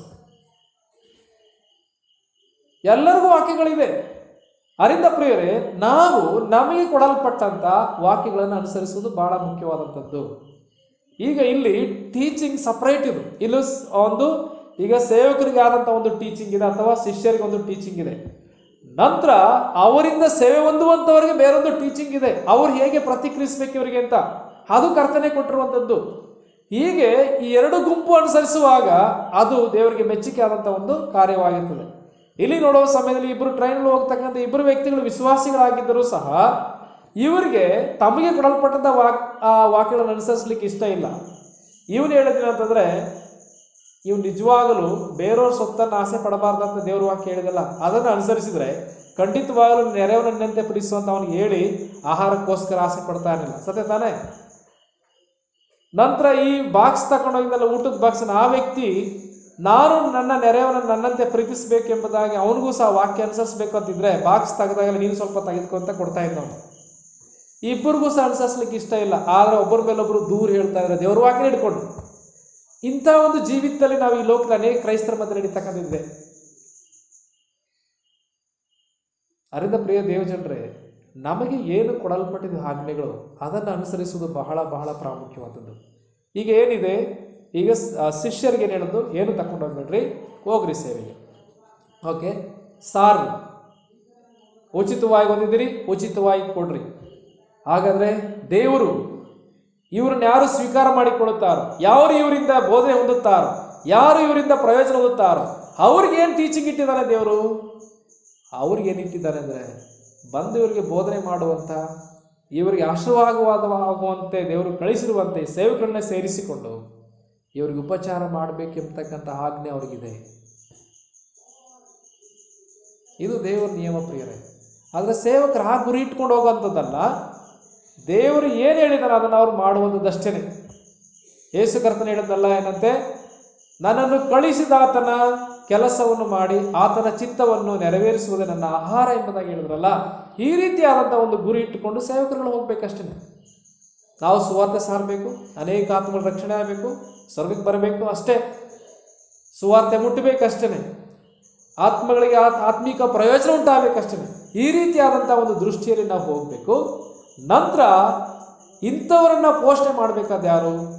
ಅವರಿಂದ ಯಾರು ಪ್ರಯೋಜನ ಹೊಂದುತ್ತಾರೋ ಆತ್ಮೀಕವಾಗಿ ಅವರು ಅವರ ಶಾರೀರಿಕ ಅಗತ್ಯಗಳನ್ನು ಪೂರೈಸಬೇಕು ಎಂಬತಕ್ಕಂಥದ್ದು ಇದೆ. ಅದಕ್ಕೆ ದೇವರು ತನ್ನ ಆತ್ಮನ ಪ್ರೇರಣೆಯನ್ನು ಅವರಿಗೆ ಅನುಗ್ರಹಿಸಿಕೊಡುತ್ತಾನೆ. ಒಂದು ವೇಳೆ ನಮ್ಮ ಅಗತ್ಯತೆಗಳನ್ನು ಪೂರೈಸಲಿಕ್ಕೆ ಯಾರ ಹತ್ರನಾದ್ರೂ ಕರ್ತನು ಕೆಲಸ ಮಾಡ್ಬೋದು. ಈಗ ಎಲೀಷನು, ಆತನು ಸೇವೆಗೆ ಹೋಗ್ತಾ ಇದ್ದಾನೆ, ಬರ್ತಾ ಇದ್ದಾನೆ, ಸೇವೆಗೆ ಹೋಗ್ತಾ ಇದ್ದಾನೆ, ಬರ್ತಾ ಇದ್ದಾನೆ. ಆ ಸಮಯದಲ್ಲಿ ಒಬ್ಬ ಭಕ್ತಳು ಆತನನ್ನು ನೋಡಿದರು. ನಮ್ಮೆಲ್ಲರಿಗೂ ಸಹ ಗೊತ್ತಿದೆ, ಶೂನ್ಯ ಮೇಳರು. ಈ ಕಡೆ ಹೋಗುತ್ತಾ ಬರುವಂಥ ಈ ಭಕ್ತನು, ಈ ದೇವರ ಮನುಷ್ಯನು ಇವನು ಎಂಬುದಾಗಿ ಹೇಳಿ ಆಕೆ ಆತನನ್ನು ಊಟಕ್ಕೆ ಆಹ್ವಾನಿಸಿದರು. ಶೂನ್ಯ ಮೇಳ ಗೊತ್ತುಂಟಲ್ಲ. ಆಗ ಹೋದಾಗಲೆಲ್ಲ, ಆ ಕಡೆ ಎಲ್ಲ ಹೋದಾಗಲೆಲ್ಲ ಊಟ ಮಾಡಿ ಹೋಗ್ತಾ ಇದ್ದ ಆತನು. ಇದ್ಯಾರು ನೇಮಕ ಮಾಡಿದಂಥದ್ದು? ಎಲೀಷ ಹೋಗಿ ಕೇಳ್ಕೊಂಡ, ನಾನೊಬ್ಬ ದೇವರ ಸೇವಕ, ನನಗೆ ಅಡುಗೆ ಮಾಡ್ಕೊಡಿ ಅಂತ ಕೇಳಿದ? ಖಂಡಿತವಾಗ್ಲೂ ಕೇಳಿಲ್ಲ. ಆದರೆ ಶೂನ್ಯ ಮೇಳು ಆತನನ್ನು ನೋಡಿ ದೇವರ ಮನುಷ್ಯನಿವನು ಅಂಥೇಳಿ ಆತನಿಗೆ ಅಡುಗೆ ಮಾಡ್ತಾ ಇದ್ಲು. ಆ ಕಡೆ ಹೋದಾಗಲೆಲ್ಲ ಊಟ ಮಾಡಿ ಬರ್ತಾ ಇದ್ಲು. ನಂತರ ಅಷ್ಟು ಮಾತ್ರವಲ್ಲದೆ ಮತ್ತೆ ಏನು ಮಾಡಿದ್ಲು, ಈ ಮನುಷ್ಯನು, ದೇವರ ಮನುಷ್ಯನು, ಈತನು ಈ ಕಡೆ ಬರುವಾಗಲೆಲ್ಲ ಒಂದು ಸ್ವಲ್ಪ ರೆಸ್ಟ್ ಮಾಡಿ, ಪ್ರಾರ್ಥನೆ ಮಾಡಿ, ಧ್ಯಾನ ಮಾಡಿ ಹೋಗಲಿ ಅಂತೇಳಿ ಒಂದು ರೂಮ್ ಕಟ್ಟನ ಮೇಲೆ, ನಮ್ಮ ಮನೆ ಮೇಲೆ ಅಂತ ಯೋಚನೆ ಮಾಡಿ ತನ್ನ ಗಂಡನೊಟ್ಟಿಗೆ ಮಾತಾಡಿದಳು, ತನ್ನ ಯಜಮಾನನೊಂದಿಗೆ ಮಾತಾಡಿದಳು. ಈ ಮನುಷ್ಯನು ದೇವರ ಮನುಷ್ಯನು ಈ ಕಡೆ ಎಲ್ಲ ಬರುವಾಗಲೆಲ್ಲ ಬಂದು ಇಲ್ಲಿ ಒಂದು ವಿಶ್ರಾಂತಿ ಪಡ್ಕೊಂಡು ಹೋಗಲಿಕ್ಕೆ ಒಂದು ಕೊಠಡಿಯನ್ನು ನಾವು ಮೇಲೆ ಮಾಡೋಣ, ಒಂದು ರೂಮ್ ಮಾಡೋಣ. ಆ ರೂಮ್ನಲ್ಲಿ ಒಂದು ಮೇಜು, ಒಂದು ದೀಪಸ್ತಂಭ, ಒಂದು ಮಂಚ, ಒಂದು ಕುರ್ಚಿ ಇಡೋಣ ಎಂಬುದಾಗಿ ಮಾತಾಡುತ್ತಾಳೆ. ಅದೇ ಪ್ರಕಾರ ಎಲೀಷನಿಗೆ ಆಕೆ ಸಿದ್ಧ ಮಾಡುತ್ತಾಳೆ. ಎಲೀಷನು ಕೇಳಿದ್ದಾದ ಖಂಡಿತವಾಗಲಿಲ್ಲ. ಆತನ ಕೆಲಸ ಏನು, ಆತನ ಗುರಿ ಏನು, ದೇವರಿಗೆ ಏನು ಹೇಳಿದ್ದನ್ನು ಕೆಲಸ ಮಾಡೋದಾಗಿತ್ತು. ಆದರೆ ಹಿಂದೆ ಯಾರು ಕೆಲಸ ಮಾಡಿಸ್ತಾ ಇದ್ದಾರೆ? ಈಗ ದೇವರು ಸುನೇಮಿಳದ ದೇವರು ಕೆಲಸ ಮಾಡಿಸಿ ಆತನಿಗೆ ಬೇಕಾದ ಅನುಕೂಲತೆಗಳನ್ನು ಮಾಡಿಕೊಡೋದನ್ನು ನಾವು ನೋಡುವಂಥರಾಗಿದ್ದೇವೆ ಪ್ರಿಯರೇ. ಅದರಿಂದ ಇಲ್ಲಿ ನೋಡುವ ಸಮಯದಲ್ಲಿ ಒಂದು ಶಿಷ್ಯರನ್ನು ಬರಿಗೈಯಲ್ಲಿ ಯಾಕೆ ಕಳಿಸಿದೆ ಎಂಬುದಾಗಿ ಹೇಳುವಾಗ ದೇವರು ಇವ್ರನ್ನ ಎಷ್ಟರ ಮಟ್ಟಿಗೆ ಪೋಷಣೆ ಮಾಡುತ್ತಾ ಇದ್ದಾನೆ, ದೇವರು ಎಷ್ಟು ಮಟ್ಟಿಗೆ ಇವ್ರನ್ನ ಸಾಕ್ತಾ ಇದ್ದಾನೆ ಎಂಬುದನ್ನು ಅವರು ಅರ್ಥ ಮಾಡ್ಕೊಳ್ಬೇಕು ಪ್ರಿಯರೇ. ಅದರಿಂದ ನೀವೇನು ತೆಗೆದುಕೊಂಡು ಹೋಗ್ಬೇಡ್ರಿ, ಉಚಿತವಾಗಿ ಬಂದಿದ್ದೀರಿ, ಉಚಿತವಾಗಿ ಕೊಡ್ರಿ ಎಂಬುದಾಗಿ ಹೇಳೋದ್ರ ಅರ್ಥ ಏನಂತಂದರೆ ದೇವರು ನಿಮ್ಮನ್ನು ಪೋಷಣೆ ಮಾಡ್ತಾರೆ, ನಿಮ್ಮನ್ನು ದೇವರು ಕಳಿಸಿ ಕೊಡ್ತಾ ಇದ್ದಾನೆ, ಜೊತೆಯಲ್ಲಿ ನಿಮಗೆ ಬೇಕಾದ್ದೆಲ್ಲವನ್ನು ಆತನು ಕೊಡುವಂತನಾಗಿದ್ದಾನೆ ಎಂಬ ಸತ್ಯವನ್ನಲ್ಲಿ ನೋಡುವಂತರಾಗಿದ್ದೇವೆ ಪ್ರೇರಕ. ಅದರಿಂದ ನಮ್ಮ ದೇವರು ನಂಬಿಗಸ್ತನು. ಕರ್ತನ ಸೇವೆ ಮಾಡ್ತಕ್ಕಂಥ ಪ್ರಿಯರೇ, ನಿಮಗೆ ದೇವರು ಸೇವೆಗಾಗಿ ಕರೆದಿರೋದಾದರೆ ನಿಮ್ಮನ್ನು ಪೋಷಣೆ ಮಾಡುತ್ತಾನೆ, ಅದು ಸತ್ಯ. ನಾನು ಹೇಳಲಿಕ್ಕಿರುವಂಥ ಸಾಕ್ಷಿ ಅಂದರೆ ನನ್ನ ಸೇವೆ 95ರಿಂದ ನಾನು ಪ್ರಾರಂಭಿಸಿರುವಂಥದ್ದು. 95 2001 ಈಗ 95ನೇ ಇಸ್ವಿಯಿಂದ ನನ್ನ ಸೇವೆ ಸ್ಟಾರ್ಟ್ ಮಾಡಿದೆ. ಫೆಬ್ರವರಿ ತಿಂಗಳು ನನ್ನ ಸೇವೆ ಪ್ರಾರಂಭವಾದದ್ದು. ಇಲ್ಲಿ ತನಕ ನನ್ನ ಯಜಮಾನ, ನನ್ನ ಕರ್ತನು, ಸೇವೆ ಕರೆದಂಥ ಕರ್ತನು ನನಗೆ ಯಾವ ಮೋಸವನ್ನು ಮಾಡಲಿಲ್ಲ. ಅದು ನನ್ನ ಕರ್ತನ ಮಹಿಮೆಗೆ ಹೇಳುವಂಥದ್ದು ಸಾಕ್ಷಿ. ಕರ್ತನು ಯಾವುದೇ ರೀತಿಯ ಮೋಸ ಮಾಡಿಲ್ಲ. ಕರ್ತನು ತಕ್ಕ ಸಮಯದಲ್ಲಿ ಬೇಕಾದೆಲ್ಲ ರೀತಿಯ ಕಷ್ಟ ಬಂದಿಲ್ಲ, ಸಮಸ್ಯೆಗಳು ಬಂದಿಲ್ಲ ಅಂತಲ್ಲ, ಎಲ್ಲ ಜೊತೆಯಲ್ಲಿದೆ, ಅದೆಲ್ಲವೂ ಸಹ ಇದ್ದೇ ಇರ್ತದೆ. ಆದರೆ ಕರ್ತನು ನಂಬಿಗಸ್ತನಾಗಿ ನಡೆಸುತ್ತಾ ಬಂದಿದ್ದಾನೆ. ಅದರಿಂದ ಪ್ರಿಯ ಸೇವಕರಿಗೆ ಒಂದು ಎನ್ಕರೇಜ್ಮೆಂಟ್, ನನ್ನ ಒಂದು ಸಾಕ್ಷಿಯಲ್ಲಿ ಯಾವುದೇ ರೀತಿಯಲ್ಲೂ ನಿಮ್ಮನ್ನು ಸೇವೆಗೆ ದೇವರು ಕರೆದಿದ್ದಾರೆ, ಆತ ನಂಬಿಗಸ್ತನು, ಆತನ ಕರಗಳು ನಿಮ್ಮನ್ನು ನಡೆಸ್ತದೆ, ಆತನು ನಿಮ್ಮನ್ನು ಪೋಷಣೆ ಮಾಡ್ತಾರೆ. ಎಲಿಯನನ್ನು ಸಾಕಿದ ದೇವರು, ಎಲೀಷನನ್ನು ಸಾಕಿದ ದೇವರು, ಅದೇ ದೇವರು ಜೀವಿಸ್ತಾ ಇದ್ದಾನೆ. ಇವತ್ತು ತನ್ನ ಸೇವೆಗಾಗಿ ಕಳಿಸಿದಂಥ ನಮ್ಮನ್ನು ಸಹ ಆತನು ಸಾಕುತ್ತಾನೆ. ಎಲ್ಲಿ ಶಿಷ್ಯರು ಹೋದರು ಯಾವ ಕೊರತೆ ಉಂಟಾಗಲಿಲ್ಲ ಅವರಿಗೆ. ವಾಕ್ಯದಲ್ಲಿ ನಾವು ಮುಂದೆ ಅವರು ರಿಪೋರ್ಟ್ ಬಂದು ಹೇಳುವಾಗ ಹೇಳುತ್ತಾರೆ, ಯಾವ ಕೊರತೆ ಆಗಲಿಲ್ಲ. ಅವರು ಹೋದರು, ಸೇವೆ ಮಾಡಿದರು, ಅನೇಕರನ್ನು ಸೇರಿಸಿಕೊಂಡರು, ಅವರು ಸತ್ಕರಿಸಿದರು. ಅದರಿಂದ ಪ್ರಿಯ ದೇವಜನರಿಗೆ ನೋಡುವ ಸಮಯದಲ್ಲಿ ಉಚಿತವಾಗಿ ಬಂದಿರಿ, ಉಚಿತವಾಗಿ ಕೊಡ್ರಿ, ಏನು ತಗೊಂಡು ಹೋಗ್ಬೇಡ್ರಿ ಎಂಬುದಾಗಿ ಹೇಳುವಾಗ ಅದರ ಅರ್ಥ ನಿಮಗೇನು ಇಲ್ಲ ಎಂಬುದರ ಅರ್ಥ ಅಲ್ಲ, ದೇವರ ಹಸ್ತಗಳ ಪಾಲನೆ ನಿಮಗಿರ್ತದೆ ಎಂಬುದನ್ನು ಅಲ್ಲಿ ನೋಡುವಂತರಾಗಿದ್ದೇವೆ. ಅದರಿಂದ ಪ್ರಿಯ ದೇವಜನರೇ, ಪ್ರಿಯ ಸೇವಕರುಗಳೇ, ಸೇವಕರಿಗಿರುವಂಥ ಒಂದು ಜವಾಬ್ದಾರಿ ಅಂದರೆ ಪರಲೋಕ ರಾಜ್ಯ ಸುವಾರ್ತೆ ಹಬ್ಬಬೇಕು, ಅಷ್ಟೇ ನಮ್ಮ ಗುರಿ. ಇನ್ನು ಬೇರೆ ಯಾವ ಬಿಸ್ನೆಸ್ ನಮಗಿಲ್ಲ. ಅನೇಕ ರಕ್ಷಣೆ ಹೊಂದಬೇಕು, ಅದೇ ನಮ್ಮ ಗುರಿ. ಅನೇಕರಿಗೆ ಸತ್ಯ ಮುಟ್ಟಬೇಕು, ಆತ್ಮಗಳು ಆತ್ಮಿಕವಾಗಿ ಬೆಳೀಬೇಕಷ್ಟೆ, ನಂಬಿಕೆಯ ದೃಢ ನಿಲ್ಲಬೇಕು, ಇದು ನಮ್ಮ ಗುರಿ ಅಷ್ಟೇ. ಬೇರೆ ಯಾವ ಒಂದು ವ್ಯವಹಾರ ಇಲ್ಲಿ ಇಲ್ಲ ನಮಗೆ. ಓಕೆ, ಅದನ್ನು ತಿಳ್ಕೊಳ್ಳಿ. ಇನ್ನುಳಿದದೆಲ್ಲ ನಮ್ಮ ಅಗತ್ಯತೆಗಳನ್ನು, ನಿಮ್ಮ ಅಗತ್ಯತೆ, ನಿಮ್ಮ ಕುಟುಂಬದ ಮಕ್ಕಳ ಎಲ್ಲ ಅಗತ್ಯತೆಗಳನ್ನು ಕರ್ತನು ನಡೆಸಲಿಕ್ಕೆ ಶಕ್ತನಾಗಿದ್ದಾನೆ. ನಂತರ ಪ್ರಿಯ ವಿಶ್ವಾಸಿಗಳೇ, ದೇವರ ಸಂದೇಶವನ್ನು ಸೇವಕರ ಮುಖಾಂತರ ನೀವು ಕೇಳುವಂಥವರಾಗಿದ್ದರೆ ನಿಮಗೆ ಒಂದು ಜವಾಬ್ದಾರಿ ಇದೆ. ನೀವು ಅವರನ್ನು ಆತ್ಮೀಕವಾಗಿ ನಿಮಗೆ ಪೋಷಣೆ ಮಾಡುವಂಥವ್ರನ್ನ ಶಾರೀರಿಕವಾಗಿ ಪೋಷಣೆ ಮಾಡುವಂಥ ಜವಾಬ್ದಾರಿ ಉಳ್ಳವರಾಗಿದ್ದೀರಾ ಎಂಬುದನ್ನು ಮರೆಯಬೇಡಿ. ದೇವರ ವಾಕ್ಯ ಹೇಳ್ತಾ ನಾನು ಹೇಳ್ಬೋದಲ್ಲ, ಅದು ನಿಮಗೆ ಟೀಚಿಂಗ್. ಅವರು ಸೇವಕರಿಗೆ ಟೀಚಿಂಗ್ ಏನು? ನೀವು ಮೊದಲು ದೇವರ ರಾಜ್ಯಕ್ಕಾಗಿ, ನೀತಿಗಾಗಿ ತವಕಪಡ್ರಿ. ನಿಮ್ಮ ಗುರಿ ಆತ್ಮೀಕ ವಿಷಯಗಳಷ್ಟೇ, ಶಾರೀರಿಕ ವಿಷಯಗಳಲ್ಲ. ಆದರೆ ವಿಶ್ವಾಸಿಗಳು ನಿಮ್ಮ ಶಾರೀರಿಕ ವಿಷಯಗಳಲ್ಲ, ಅವರು ಚಿಂತಿಸಲಿಕ್ಕೆ ಅವ್ರಿಗೆ ನಾನು ಟೀಚ್ ಮಾಡಿದ್ದೇನೆ ಎಂಬುದಾಗಿ ದೇವರು ಹೇಳುವುದನ್ನು ನೋಡುತ್ತೇವೆ. ಅದರಿಂದ ಕರ್ತನು ಈ ಎರಡು ಗುಂಪಿನವರನ್ನು ವಿಶೇಷವಾದ ರೀತಿ ತನ್ನ ಆಜ್ಞೆ ಮುಖಾಂತರ ನಡೆಸುವಂಥವನಾಗಿದ್ದಾನೆ. ಓಕೆ, ನಮಗೆ ಏನೆಲ್ಲ ಕೊಡಲ್ಪಟ್ಟಿದೆ, ಸೇವಕರಾಗಲಿ ಅವರಿಂದ ಪ್ರಯೋಜನ ಪಡೆಯುವಂಥ ವಿಶ್ವಾಸಿಗಳಾಗಲಿ ಇಬ್ಬರಿಗೂ ಸಹ ಆಜ್ಞೆಗಳಿದೆ. ಅದನ್ನು ಸನ್ಮಾನಿಸುವಾಗ ಹೀಗಿರುವಾಗ ಏನಾಗ್ತದೆ, ದೇವರ ರಾಜ್ಯದ ಕಟ್ಟೋಣ ವೃದ್ಧಿ ಆಗ್ತದೆ. ಮತ್ತು ನಾವೆಲ್ಲರೂ ಸಹ ಈ ಸೇವಕರು ಒಂದು ಕಡೆ ಸೇವೆ ಮಾಡ್ತಾ ಇದ್ದಾರೆ, ನಾವು ಅವ್ರ ಸೇವೆಯಲ್ಲಿ ಕೈ ಜೋಡಿಸೋದಾದರೆ ಇಬ್ಬರಿಗೂ ಸಹ ರಿವಾರ್ಡ್ಸ್ ಇದೆ, ಸೇಮ್ ರಿವಾರ್ಡ್.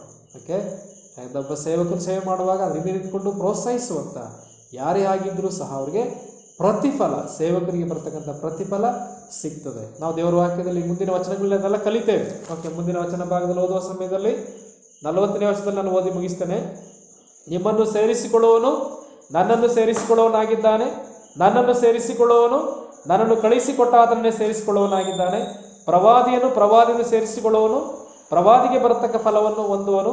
ನೀತಿವಂತನನ್ನು ಸೇರಿಸಿಕೊಳ್ಳುವನು ನೀತಿವಂತನಿಗೆ ಬರತಕ್ಕ ಫಲವನ್ನು ಹೊಂದುವನು. ಗಮನಿಸ್ತಾರಲ್ಲಿ ಅಂದರೆ ರಿವಾರ್ಡ್ಸ್ ಹೇಗೆ ಸಿಗ್ತದೆ ಅಥವಾ ಪ್ರತಿಫಲಗಳು ಹೇಗೆ ಸಿಗ್ತದೆ ಎಂಬುದನ್ನು ನೋಡುವಾಗ ಪ್ರವಾದಿಯನ್ನು ಸೇರಿಸಿಕೊಳ್ತಕ್ಕಂಥವನಿಗೆ ಪ್ರವಾದಿಗೆ ಬರ್ತಕ್ಕಂಥ ಪ್ರತಿಫಲ ದೊರೆಯುತ್ತದೆ. ನೀತಿವಂತನಿಂದ ಸೇರಿಸಿಕೊಳ್ತಕ್ಕಂಥವನಿಗೆ ನೀತಿವಂತನಿಗೆ ಬರ್ತಕ್ಕಂಥ ಪ್ರತಿಫಲ ದೊರೆಯುತ್ತದೆ ಎಂಬುದಾಗಿ ನೋಡುವಂತರಾಗಿದ್ದೇವೆ. ನೀವು ಒಂದು ವೇಳೆ ಒಬ್ಬ ಸೇವಕರಂತ ಸೇರಿಸ್ಕೊಂಡ್ರೆ ನಿಮಗೆ ಆ ಸೇವಕನಿಗೆ ಬರ್ತಕ್ಕಂಥ ಪ್ರತಿಫಲ ನಿಮ್ಮ ಮನೆಗೂ ಬರ್ತದೆ. ಅದೇ ದೇವರ ವಾಕ್ಯ ಹೇಳುವಂಥದ್ದು. ಅದರಿಂದ ಇಬ್ಬರಿಗೂ ಪ್ರತಿಫಲ ಉಂಟು. ಇದರಿಂದ ದೇವರ ರಾಜ್ಯ ವಿಸ್ತರಣೆ ಆಗಲಿಕ್ಕೆ ಅನೇಕರು ಕರ್ತನ ಕಂಡುಕೊಳ್ಳಲಿಕ್ಕೆ ಸಾಧ್ಯವಾಗಿದೆ. ದೇವರ ವಾಕ್ಯದ ಮುಖಾಂತರ ಮೈ ಮೊದಲು ಪ್ರೇರೆ.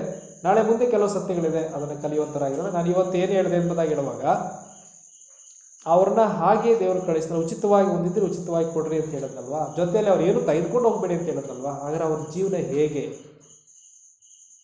ಅನ್ನೋ ವಿಷಯ ನಾನು ಮಾತಾಡ್ತಾ ಬಂದೆ. ಯಾರು ಅವ್ರನ್ನ ಸಾಕಬೇಕಾಗಿದೆ ಅಂತ ದೇವ್ರ ನೇಮಕ ಇದೆ. ಯಾರು ಅವರಿಂದ ಉಪದೇಶ ಹೊಂದುತ್ತಾರೋ ಅವರು ಅವ್ರನ್ನ ಸ್ವೀಕಾರ ಮಾಡಿಕೊಂಡು ಅವ್ರನ್ನ ಪೋಷಣೆ ಮಾಡಬೇಕಾದಂಥ ಜವಾಬ್ದಾರಿನ ಅವರಿಗೆ ದೇವರು ಕೊಟ್ಟಿದ್ದಾನೆ. ಅದಲ್ವೇ? ಅದು ಯಾರಿಗೆ ಅಂತ ಗೊತ್ತಿಲ್ಲ. ದೇವರು ಅವ್ರನ್ನ ಸೇವಕರನ್ನ ಎಲ್ಲಿ ನಡೆಸ್ತಾನೋ ಅದು ದೇವರಿಗೆ ಬಿಟ್ಟಂಥದ್ದು. ಯಾರದಲ್ಲಿ ಪ್ರೇರೇಪಣೆ ಕೊಡ್ತಾನೋ ಅದು ದೇವರಿಗೆ ಬಿಟ್ಟಂಥದ್ದು. ದೇವರೇ ಮಾಡಬೇಕೆಂಬುದಾಗಿಲ್ಲ. ಯಾರ ಕೈಯಲ್ಲಾದರೂ ಕರ್ತನು ಮಾಡಿಸ್ಲಿಕ್ಕೆ ಶಕ್ತನಾಗಿದ್ದಾನೆ. ಎಷ್ಟೋ ಮಂದಿ ವಿಧವೆಯರು ಆ ದಿನಗಳಲ್ಲಿ ಇಸ್ರಾಯೇಲ್ನಲ್ಲಿ ಇದ್ರು. ಆದರೆ ದೇವರು ಚಾರಪ್ತದ ವಿಧವೆ ಮನೆಗೆ ಎಲಿಯನನ್ನ ಕಳಿಸಿದನು. ಎಷ್ಟೋ ಜನರು ಐಶ್ವರ್ಯವಂತರಿದ್ರು, ಆದರೆ ಶೂನ್ಯ ಮೇಳರು ಎಲೀಷನನ್ನ ಪೋಷಣೆ ಮಾಡಿದಳು. ದೇವರಿಗೆ ಯಾರ ಮುಖಾಂತರ ಬೇಕಾದ್ರೂ ಪೋಷಣೆ ಮಾಡಲಿಕ್ಕೆ ಶಕ್ತಿ ಇದೆ. ಅದರಿಂದ ದೇವರು ಈ ರೀತಿಯಾಗಿ ಪ್ರೇರಣೆ ಕೊಟ್ಟು ತನ್ನ ಸೇವಕರನ್ನ ಪೋಷಣೆ ಮಾಡುವಂಥ ಕರ್ತನಾಗಿದ್ದರೆ ಅದರಿಂದ ಸೇವಕರು ದೇವರನ್ನೇ ದೃಷ್ಟಿ ಮಾಡಲಿ. ದೇವ ಜನರು ದೇವರ ವಾಕ್ಯದಲ್ಲಿ ಏನು ಜವಾಬ್ದಾರಿ ಕೊಡಲ್ಪಟ್ಟಿದ್ದೋ ಅದನ್ನು ಅವರು ಅನುಸರಿಸಲಿ. ಕರ್ತನ ವಾಕ್ಯದ ಮುಖಾಂತರ ಈ ಮುಂದಲ್ಲಿ ಪ್ರಾರ್ಥನೆ ಮಾಡಿ ಕೂಟವನ್ನು ಮುಗಿಸುವಂತರಾಗಿರೋಣ. ಸೋದರ ಅಂತೋನಿ ಬ್ರದರ್ ಪ್ರಾರ್ಥನೆ ಮಾಡಿ.